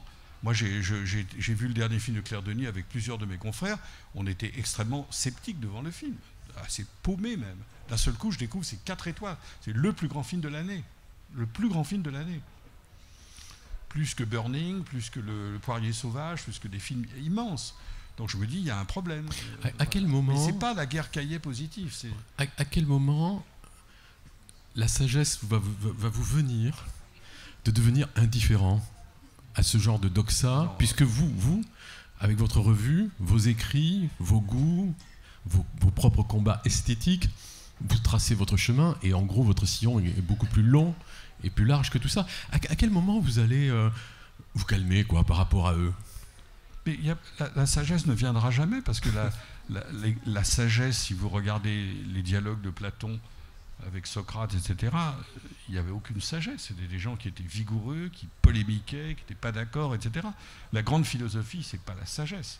C'est au contraire un combat. Je veux dire, Spinoza, c'est un combat. Nietzsche, c'est un combat. Alors, je vais le dire autrement. Vous adorez batailler, vous aimez ça, mais les gens, ils n'ont pas envie de venir se battre avec vous. Vous souffrez pas vous êtes seul sur le ring et ils viennent pas se battre avec vous, mais vous souffrez pas de ça, de batailler un peu seul, quoi? Non, pas du tout. Je pense qu'il y a des gens qui apprécient ce que je fais. Ah, mais je dis pas le contraire. Moi, j'apprécie vos combats, mais de temps en temps, on se dit, mais il doit bien râler qu'ils viennent pas au contact. Mais pas du tout. Je serais malheureux si tout le monde pensait comme moi. Ça serait affreux. Imaginez que tout le monde se mette à penser comme positif. Ça serait affreux. Ce que je veux, c'est la diversité. Ce que je veux, c'est l'opinion d'individus qui pensent, et non pas une doxa qu'on leur impose. C'est ça qui est important. L'important, c'est la liberté de parole, la curiosité individuelle, et je souhaiterais la retrouver davantage. Je ne veux pas vous faire des compliments, mais dans La Croix, dans Les Échos, on trouve une indépendance de critique qu'on ne trouve plus dans des journaux comme Le Monde ou comme Libération, dont on sait presque à l'avance ce qui va se passer. Allez. Une quatrième surprise. Et vous l'avez mérité.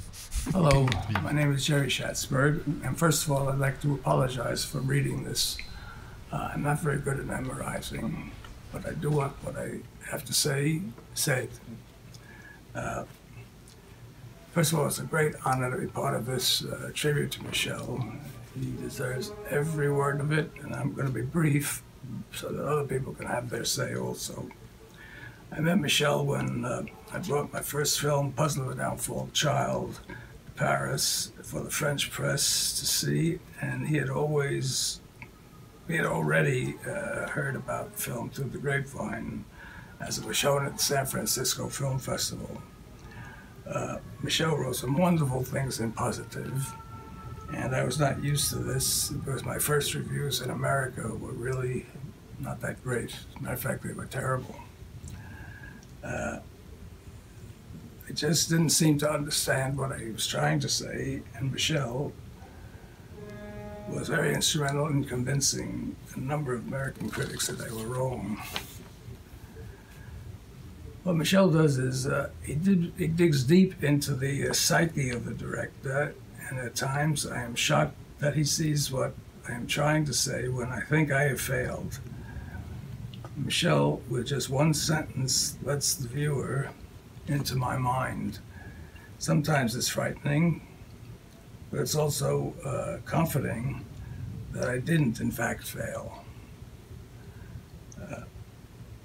Since the beginning of my career, Michel has played a very important role. We were not just filmmaker and critic, we became very good friends. He was always extremely encouraging with my work, and I learned an enormous amount from him and his circle of friends over numerous dinners. And as you know, dinner is a very cultural part of French culture. At dinner, there was always a very lively discourse with a lot of sensitivity and humor. I think Michel is very special in his intellect and love of cinema. At times he can be very harsh with his criticism, but it's always backed up with reason. I've learned that constructive criticism is the shortest route to learning. Michel understands me so well that whenever I could, I would ask him to translate one of my Q&As, and I knew from the length of my answers and the length of his translation that he was making me sound brilliant. Michel is truly one of the great masters of cinema, and I thank him for that. Thank you, Michel.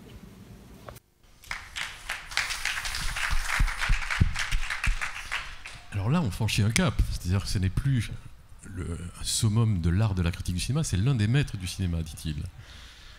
Qu'est-ce que vous pensez Momie. Mais non, il ne s'agit pas du tout de ça. Il dit que vous rentrez dans la psyché des réalisateurs. Vous le ressentez comme ça, que vous rentrez dans la psyché des réalisateurs? Je ne peux pas le dire.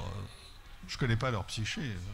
Ils disent que je connais leur psyché, mais je ne connais pas leur réelle psyché pour savoir si ma connaissance de leur psyché, c'est la leur.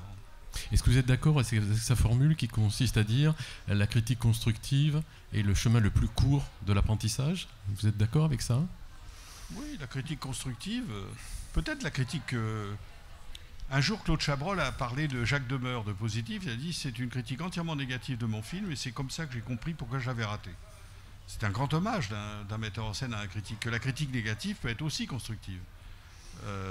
Ça dépend de quel film on parle. Et je pense que la critique positive doit être constructive, si elle n'est pas simplement des superlatifs. Si elle analyse, elle permet au cinéaste de voir des choses qu'il n'a peut-être pas vues, parce que la création est souvent inconsciente. Vous dites souvent qu'un critique est à la fois un éclaireur et un explorateur. Comment se passe ce mouvement-là, et est-ce que vous pouvez éclairer ces deux notions, éclaireur et explorateur? Éclaireur, parce que dans l'éclaireur, il y a éclairer, il y a apporter de la lumière, c'est-à-dire découvrir les choses, et puis explorateur, c'est aller à la recherche des choses. Et ensuite, on essaye de les éclairer. On commence par être un explorateur, et ensuite un éclaireur. C'est pour ça que j'ai rendu hommage récemment dans Positif à Pierre Rissian, qui est disparu au mois de mai, et qui était pour moi le modèle de l'explorateur. Il n'écrivait pas beaucoup, il formulait pas tellement précisément, mais il avait un jugement extraordinaire. Et je disais que des gens comme lui, il y en a vraiment très peu, et peut-être il sera même irremplaçable. Avant qu'on se quitte, la définition d'un bon critique, j'ai lu quelque part sous votre plume que vous expliquez que les 5 qualités essentielles pour faire un bon critique, c'est avoir le sens de l'information, le sens de l'analyse, sous-tendu par une très bonne culture générale, avoir du style, défense et illustration de l'exercice littéraire dont vous parliez, d'avoir le sens de l'évaluation, c'est-à-dire un coup d'œil, véritablement, et affiner ses goûts au fil du temps, et enfin, et ça ne me paraît pas le moindre chez vous, l'enthousiasme. Est-ce que vous ajouteriez quelque chose à ces 5 qualités? Il y en a d'autres, et quelle est la plus importante? L'enthousiasme ne semble pas être la moindre chez vous. Non, j'ai pas sauf que l'évaluation, pour moi, ça voulait dire la hiérarchie. Oui. C'est aussi... de savoir évaluer un film, de voir un film... Par exemple, moi, ce qui m'a profondément choqué à Cannes cette année, c'est pour ça que Sight and Sound me demandait une enquête de la grande revue anglaise, les 5 films que vous avez aimés dans l'année, et je disais, c'est Burning, c'est Le Poirier Sauvage, c'est Tesnota, c'est Phantom Thread, et c'est Roma. Et je disais, à part Roma, qui a eu le Lion d'Or à Venise, tous les autres ont été ignorés par les jurys des grands festivals. Et je disais vraiment, quelle honte. Je dis, quelle honte. Comment un groupe de gens sélectionnés pour faire partie du jury de Cannes voit des films comme Burning ou comme Le Poirier Sauvage et les laisse repartir sans rien. C'est l'absence totale de hiérarchie. C'est-à-dire qu'ils vont donner des prix à des films d'une grande médiocrité qui ne représentent rien, qui seront déjà oubliés. ça me paraît profondément choquant. Et je trouve que c'est grave aussi, c'est-à-dire que pour les jurys, on doit prendre des gens qui sont...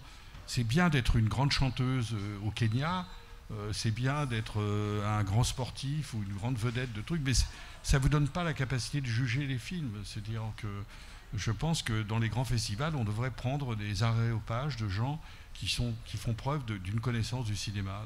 Ils ne comprennent pas, comme pour la critique, où on a toujours un neveu qui peut faire la rubrique cinéma, que pour le festival, il suffit de quelqu'un qui monte les marches pour être un expert en appréciation. Et je trouve ça très très grave, parce qu'il ne représente ni la critique, ni le public. Il représente simplement des gens qui n'ont pas qualification pour juger de la valeur des films.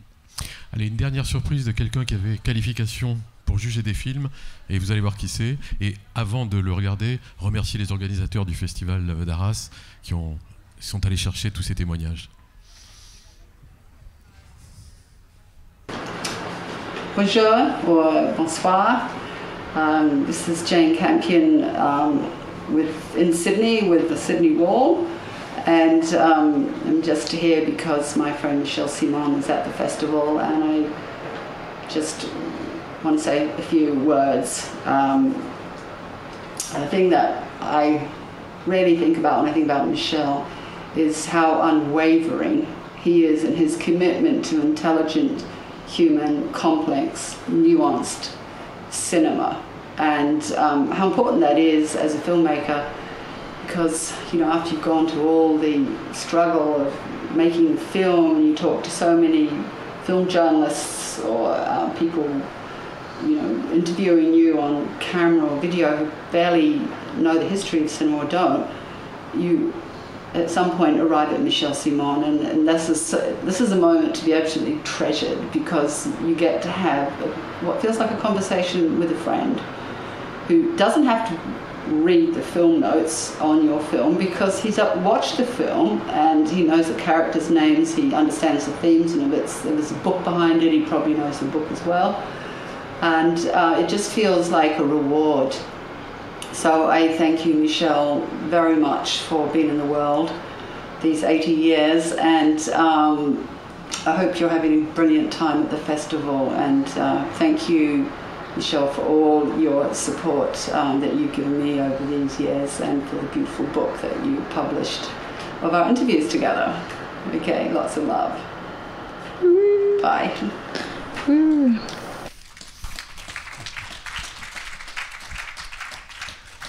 Évidemment, ça me touche beaucoup, et ça me rappelle la première projection de Sweetie au Festival de Cannes, son premier film long métrage, qui a été accueilli par la moitié de la salle huant et l'autre moitié applaudissant.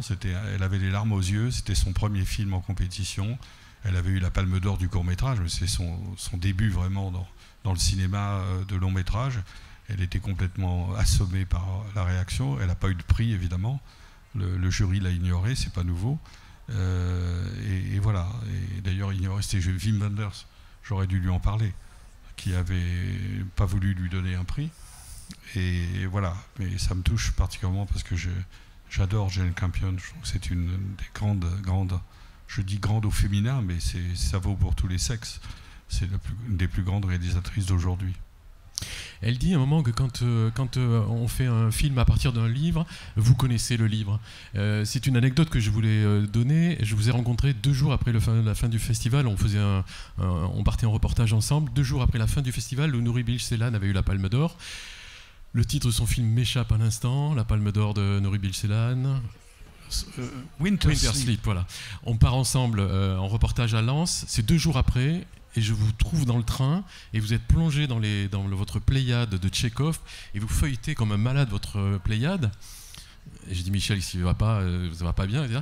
Et vous me dites, j'ai fait une émission samedi avec Nuri Bilge Ceylan. À un moment, je lui ai posé une question sur ses dialogues, parce que j'avais l'impression ça venait peut-être de quelque part. Il me dit en effet que ça vient de nouvelles de Tchekhov, mais il me dit pas lesquelles. Et donc 48 heures après, je vous vois dans le train avec votre Pléiade de Tchekhov en train de chercher d'où pouvaient venir ces...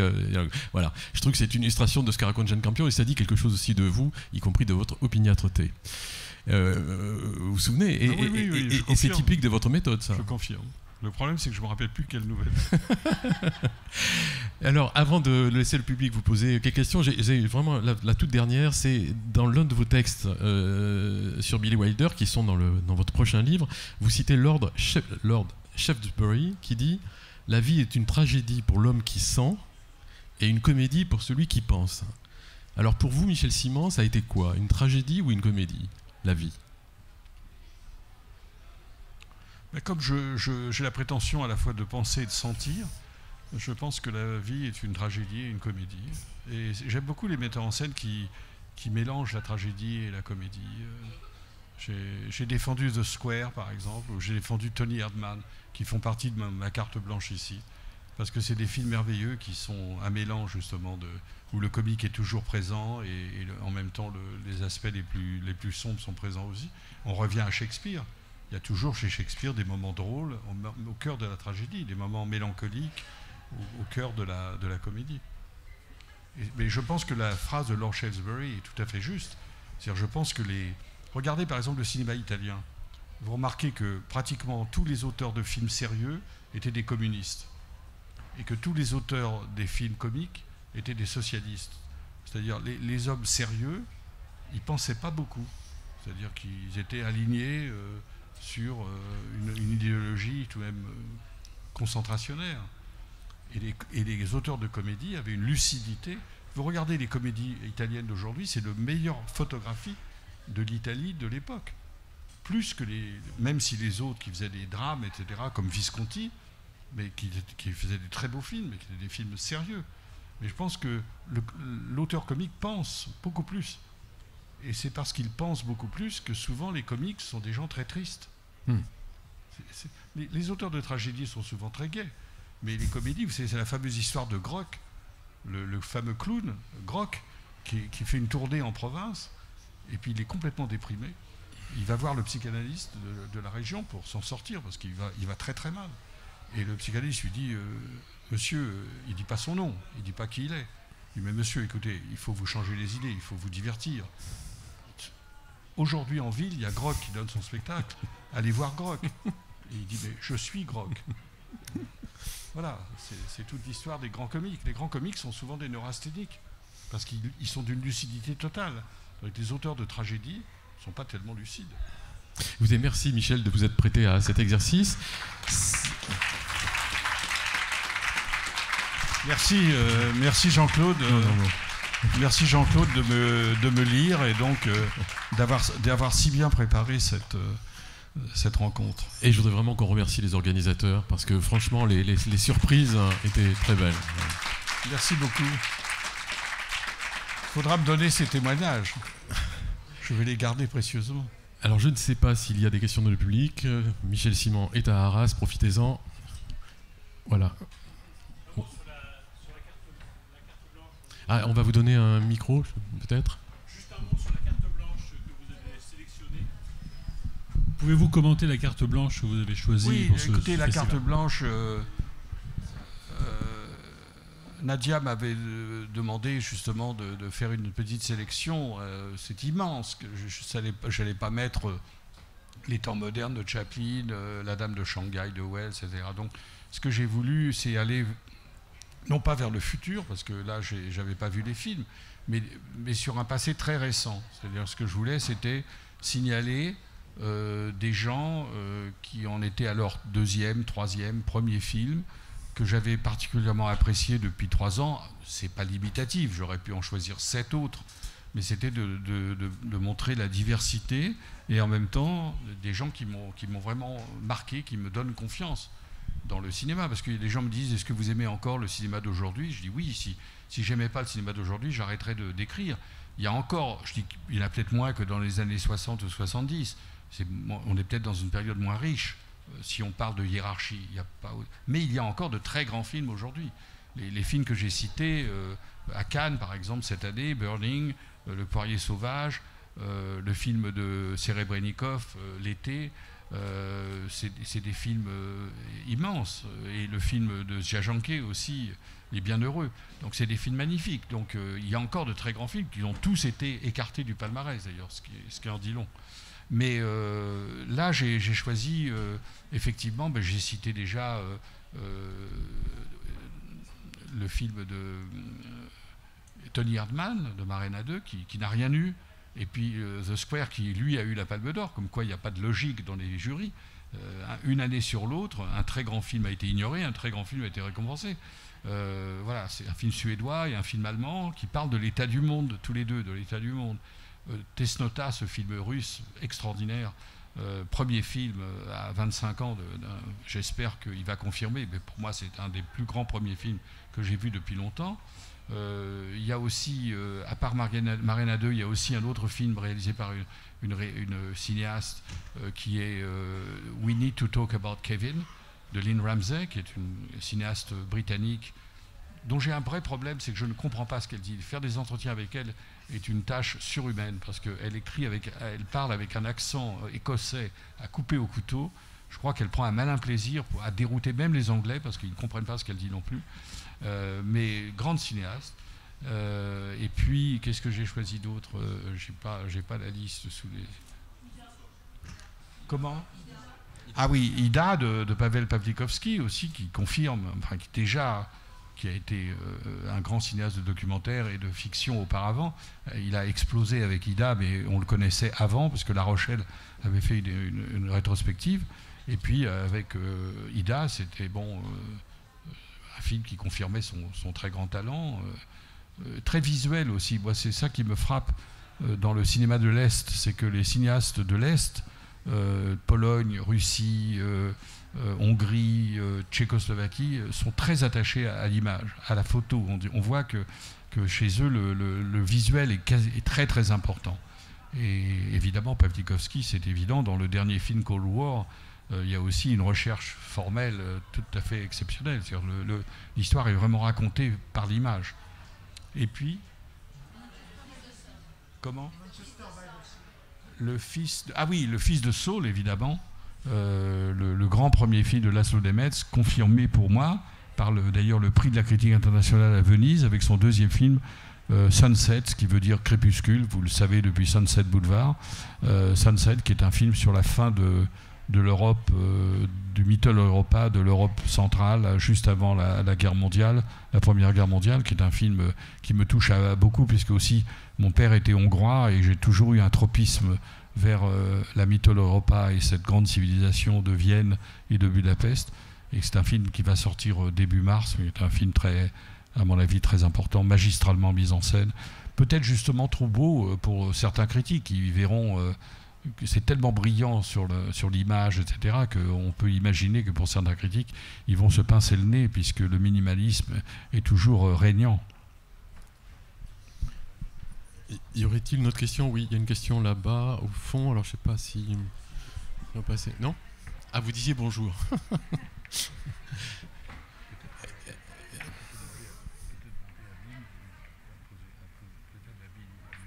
D'accord.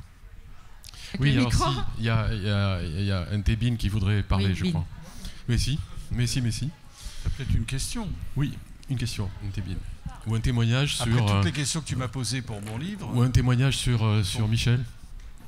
Un témoignage sur Michel, ce qui est intéressant dans l'évocation de tout son parcours, c'est à quel point ce qui lui est arrivé quand il est entré à Positif, et puis tout ce qui a découlé de ça, on l'a tous vécu, tous les membres du comité de rédaction, aujourd'hui même les plus jeunes d'entre eux, et Emmanuel Carrère l'avait vécu quelques années avant moi. Un jour, on envoie, à l'époque il n'y avait pas les mails, on envoie un article à Positif, et puis on se dit de toute façon je vais me faire ramasser, donc voilà, c'est même pour ça que j'ai pris un pseudonyme. Et ensuite, Michel Simon vous appelle, vous dire on a comme Benayoun avait appelé Michel, on a décidé de passer l'article.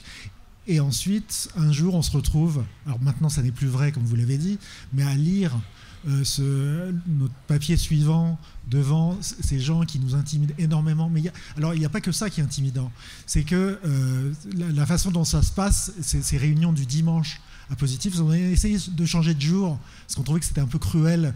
En plus, le seul jour de repos, on va travailler à positif, mais finalement, on n'a pas trouvé mieux. Donc, on continue le dimanche. Et c'est que encore pire que lire soi-même ses propres papiers et que tout le monde vous reprenne en disant ah ben non, là c'est pas 1947, c'est 1949, enfin des choses comme ça, ou sur une formulation, c'est que pour chaque décision qui est prise, on se tourne à un moment, alors que j'avais 21 ans, et on se tourne vers moi et on me dit et toi, qu'est-ce que t'en penses dès la première réunion. Et donc ça c'est encore plus intimidant, et on apprend que moi j'étais tout jeune critique, je pensais que du coup c'était comme ça dans les rédactions, qu'à chaque fois il y en avait un nouveau qui arrive et puis on lui demande, et puis petit à petit j'ai écrit aussi pour d'autres sortes de supports, et je me suis aperçu qu'il y a qu'à Positif qu'on fonctionnait comme ça, et finalement c'est ce qui fait qu'on reste aussi pendant longtemps, c'est-à-dire que il y a cette stratification, c'est-à-dire de toutes les générations qui cohabitent, c'est-à-dire après avoir été le bisu de la rédaction, on finit par devenir l'un des vétérans, et puis moi ça fait 40 ans quand même, et je crois que c'est ce qui maintient en fait la vitalité d'une publication, qui n'est pas à un moment donné un changement de cap parce qu'il y a un nouveau rédacteur en chef et puis on fait table rase pour donner une nouvelle impulsion, une nouvelle formule qui va rapporter plus de lecteurs, c'est pas ça. Et autre chose qui moi me frappe dans la très bonne interview que vous avez faite de Michel, c'est-à-dire vous avez fait du Michel Simon à Michel Simon, comme je l'avais fait aussi pour le livre pour lequel on a collaboré, c'est ce que dit un peu Nicole Garcia dans le film de Simone Lenné. L'une des raisons pour lesquelles on a fait ce métier, c'est un peu pour rembourser ce que d'autres nous avaient donné. Et c'est-à-dire rencontrer des cinéastes pour, en quelque sorte, témoigner de notre reconnaissance de leur avoir apporté quelque chose. Et si, par des témoignages, les cinéastes pensent en retour qu'on peut aussi leur avoir apporté quelque chose, c'est le summum. Et c'est vrai pour les cinéastes et c'est vrai aussi pour la critique.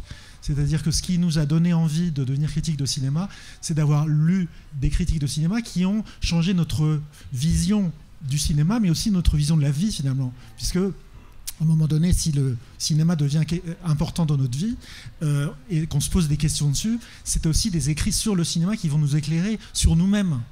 Donc, si on peut arriver à perpétuer ce partage, puisque c'est le mot, et bien que ce soit d'ailleurs en enseignant, en écrivant dans Positif, ou en participant à des débats, ou voilà, je pense que l'état d'esprit dont vous parliez et dont certains déplorent que peut-être il est en train de s'amenuiser, mais pas de disparaître, mais je crois qu'il continue.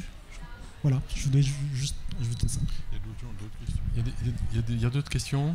Non, je crois pas. Si, il y a peut-être une question. Si, il y a une question. Voilà. Merci. Bonjour. Votre constat de la critique aujourd'hui me semble pas très positif. Enfin, dites-moi si... On vous entend mal, il faut parler plus fort. D'accord, oui. Votre constat de la critique me semble pas très positif aujourd'hui. Dites-moi si je me trompe, mais et du coup, je voulais savoir quel est pour vous l'avenir de la critique aujourd'hui. Enfin, par exemple, je sais pas, moi, j'ai pas d'amis cinéphiles qui se fient énormément à la critique ou qui écoutent, qui lit des revues aujourd'hui. Est-ce que vous pensez que ça se transforme, je sais pas, par exemple, sur il y a des sites tels que Sens Critique qui existent, qui permettent à des gens d'écrire des critiques, mais c'est pas des gens qui sont critiques professionnels. Est-ce que donc voilà, quel est pour vous l'avenir de la critique? Oui, mais attendez, ce que je voudrais préciser, c'est que ma critique de la critique n'est pas fondée sur la critique en général. C'est-à-dire, je pense qu'aujourd'hui, il y a énormément de brillants critiques, mais qui s'expriment dans des revues.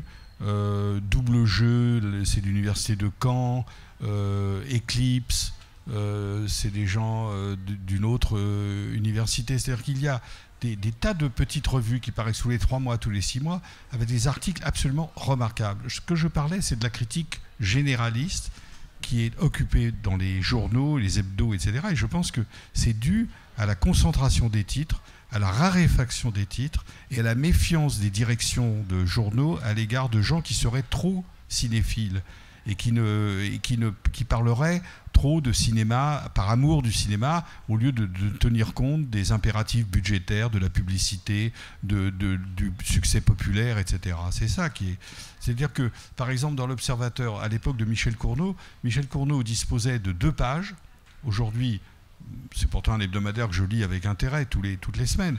Il y a des notules et il y a au maximum une demi-page pour la critique d'un film. Cournot, c'était 2 pages. Jean-Louis Borry, c'était 2 pages. Cournot pouvait prendre une semaine où sortaient 8 nouveaux films à Paris. Il pouvait prendre 2 pages pour parler de la ressortie de l'Impératrice Rouge à la Pagode de Sternberg et commenter 14 plans dans la cathédrale de Kazan signés par Sternberg et faire un texte éblouissant en disant cette semaine à Paris, ce qu'il y a de plus beau, c'est les 14 plans de l'Impératrice Rouge. Pas seulement ça. La semaine suivante, il recommençait à reparler sur 2 pages. Alors on peut dire c'est élitiste, c'est pas sérieux, il y a des films qui sortent, il devrait en parler. Mais peut-être que c'est excessif. Mais il n'avait pas un rédacteur en chef qui lui disait il en est hors de question. Le grand succès populaire, c'est cette comédie qui en est à 4 millions de spectateurs. Vous allez me parler de ce film, Les Ch'tis, parce que c'est important de parler des Ch'tis. Bon, je ne parle pas de l'Observateur, il n'en est pas là. Mais ce que je veux dire, c'est qu'il y a de plus en plus des impératifs commerciaux qui fait que l'indépendance du critique est de plus en plus raréfiée.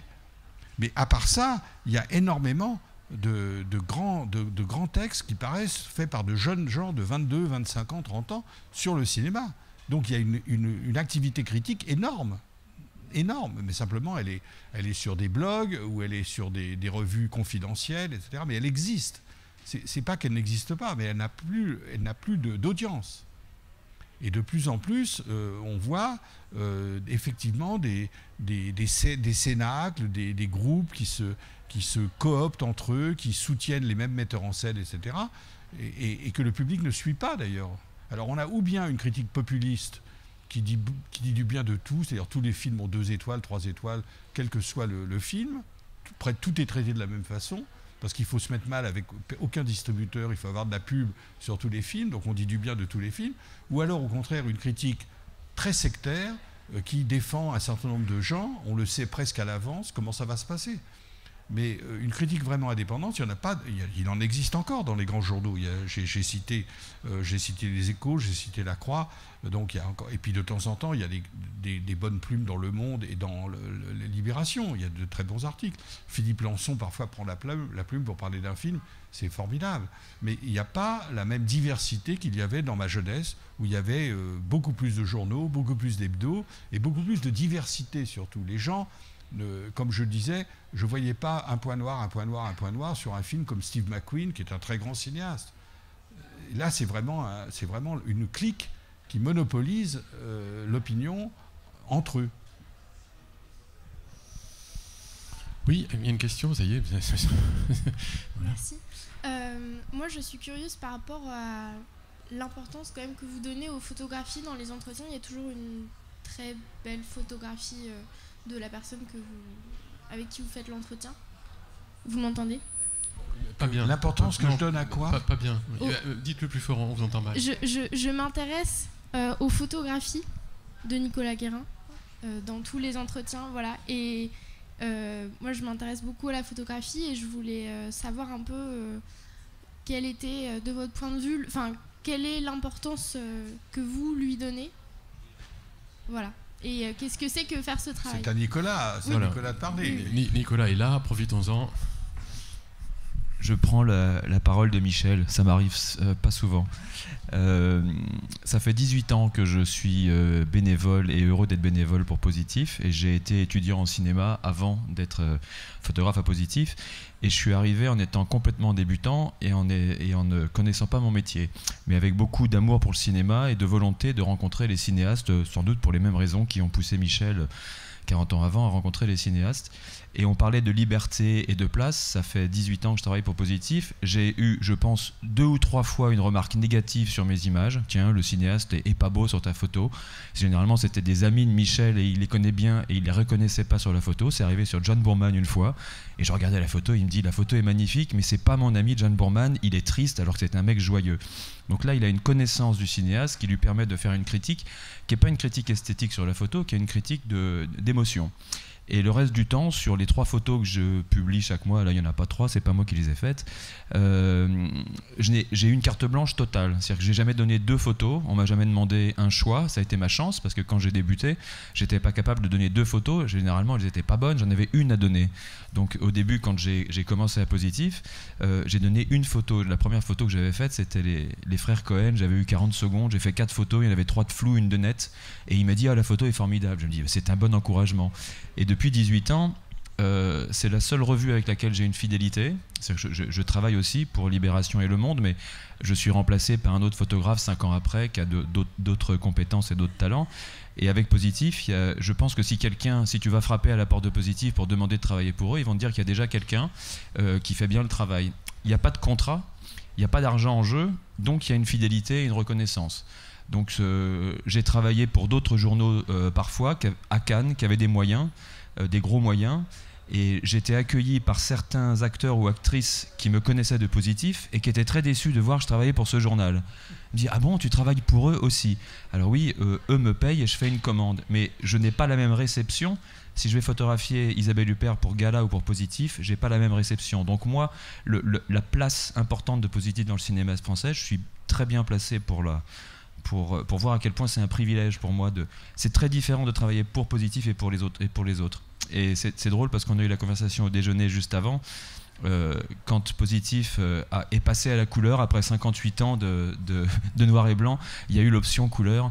On s'est demandé avec Michel s'il fallait continuer à faire du noir et blanc pour les portraits ou si on amenait la couleur. On a décidé de continuer sur le noir et blanc parce que pareil, c'est une façon de résister à quelque chose qui met beaucoup de pression. Le marché de la photographie, c'est 98% de couleur et 2% de noir et blanc.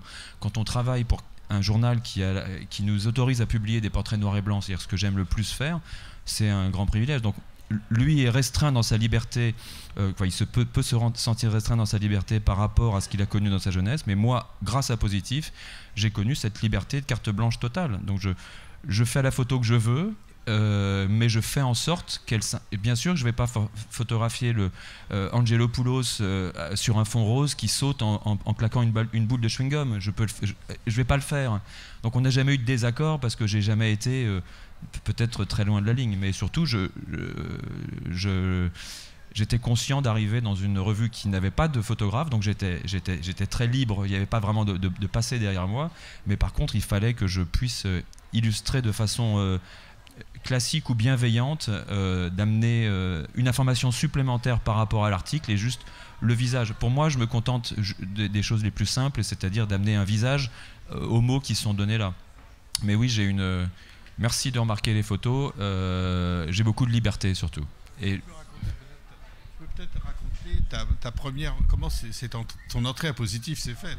Alors je vais peut-être le mettre autrement qu'à 4 pattes par terre. Alors.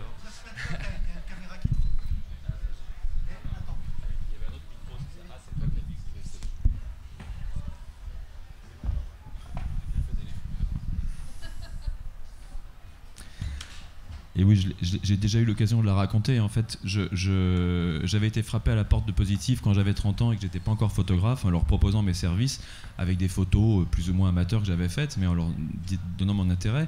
Et 6 mois étaient passés et j'avais pas eu de réponse parce que j'avais pas compris à l'époque tout simplement qu'ils n'ont pas vraiment une secrétaire de rédaction ou quelqu'un qui était capable de faire le suivi. Donc je me suis dit, ils sont pas intéressés, c'est dommage pour moi. Et je pleurnichais un peu en pensant à ça sur mon scooter sur les grands boulevards. C'était 2 jours avant Cannes 2000.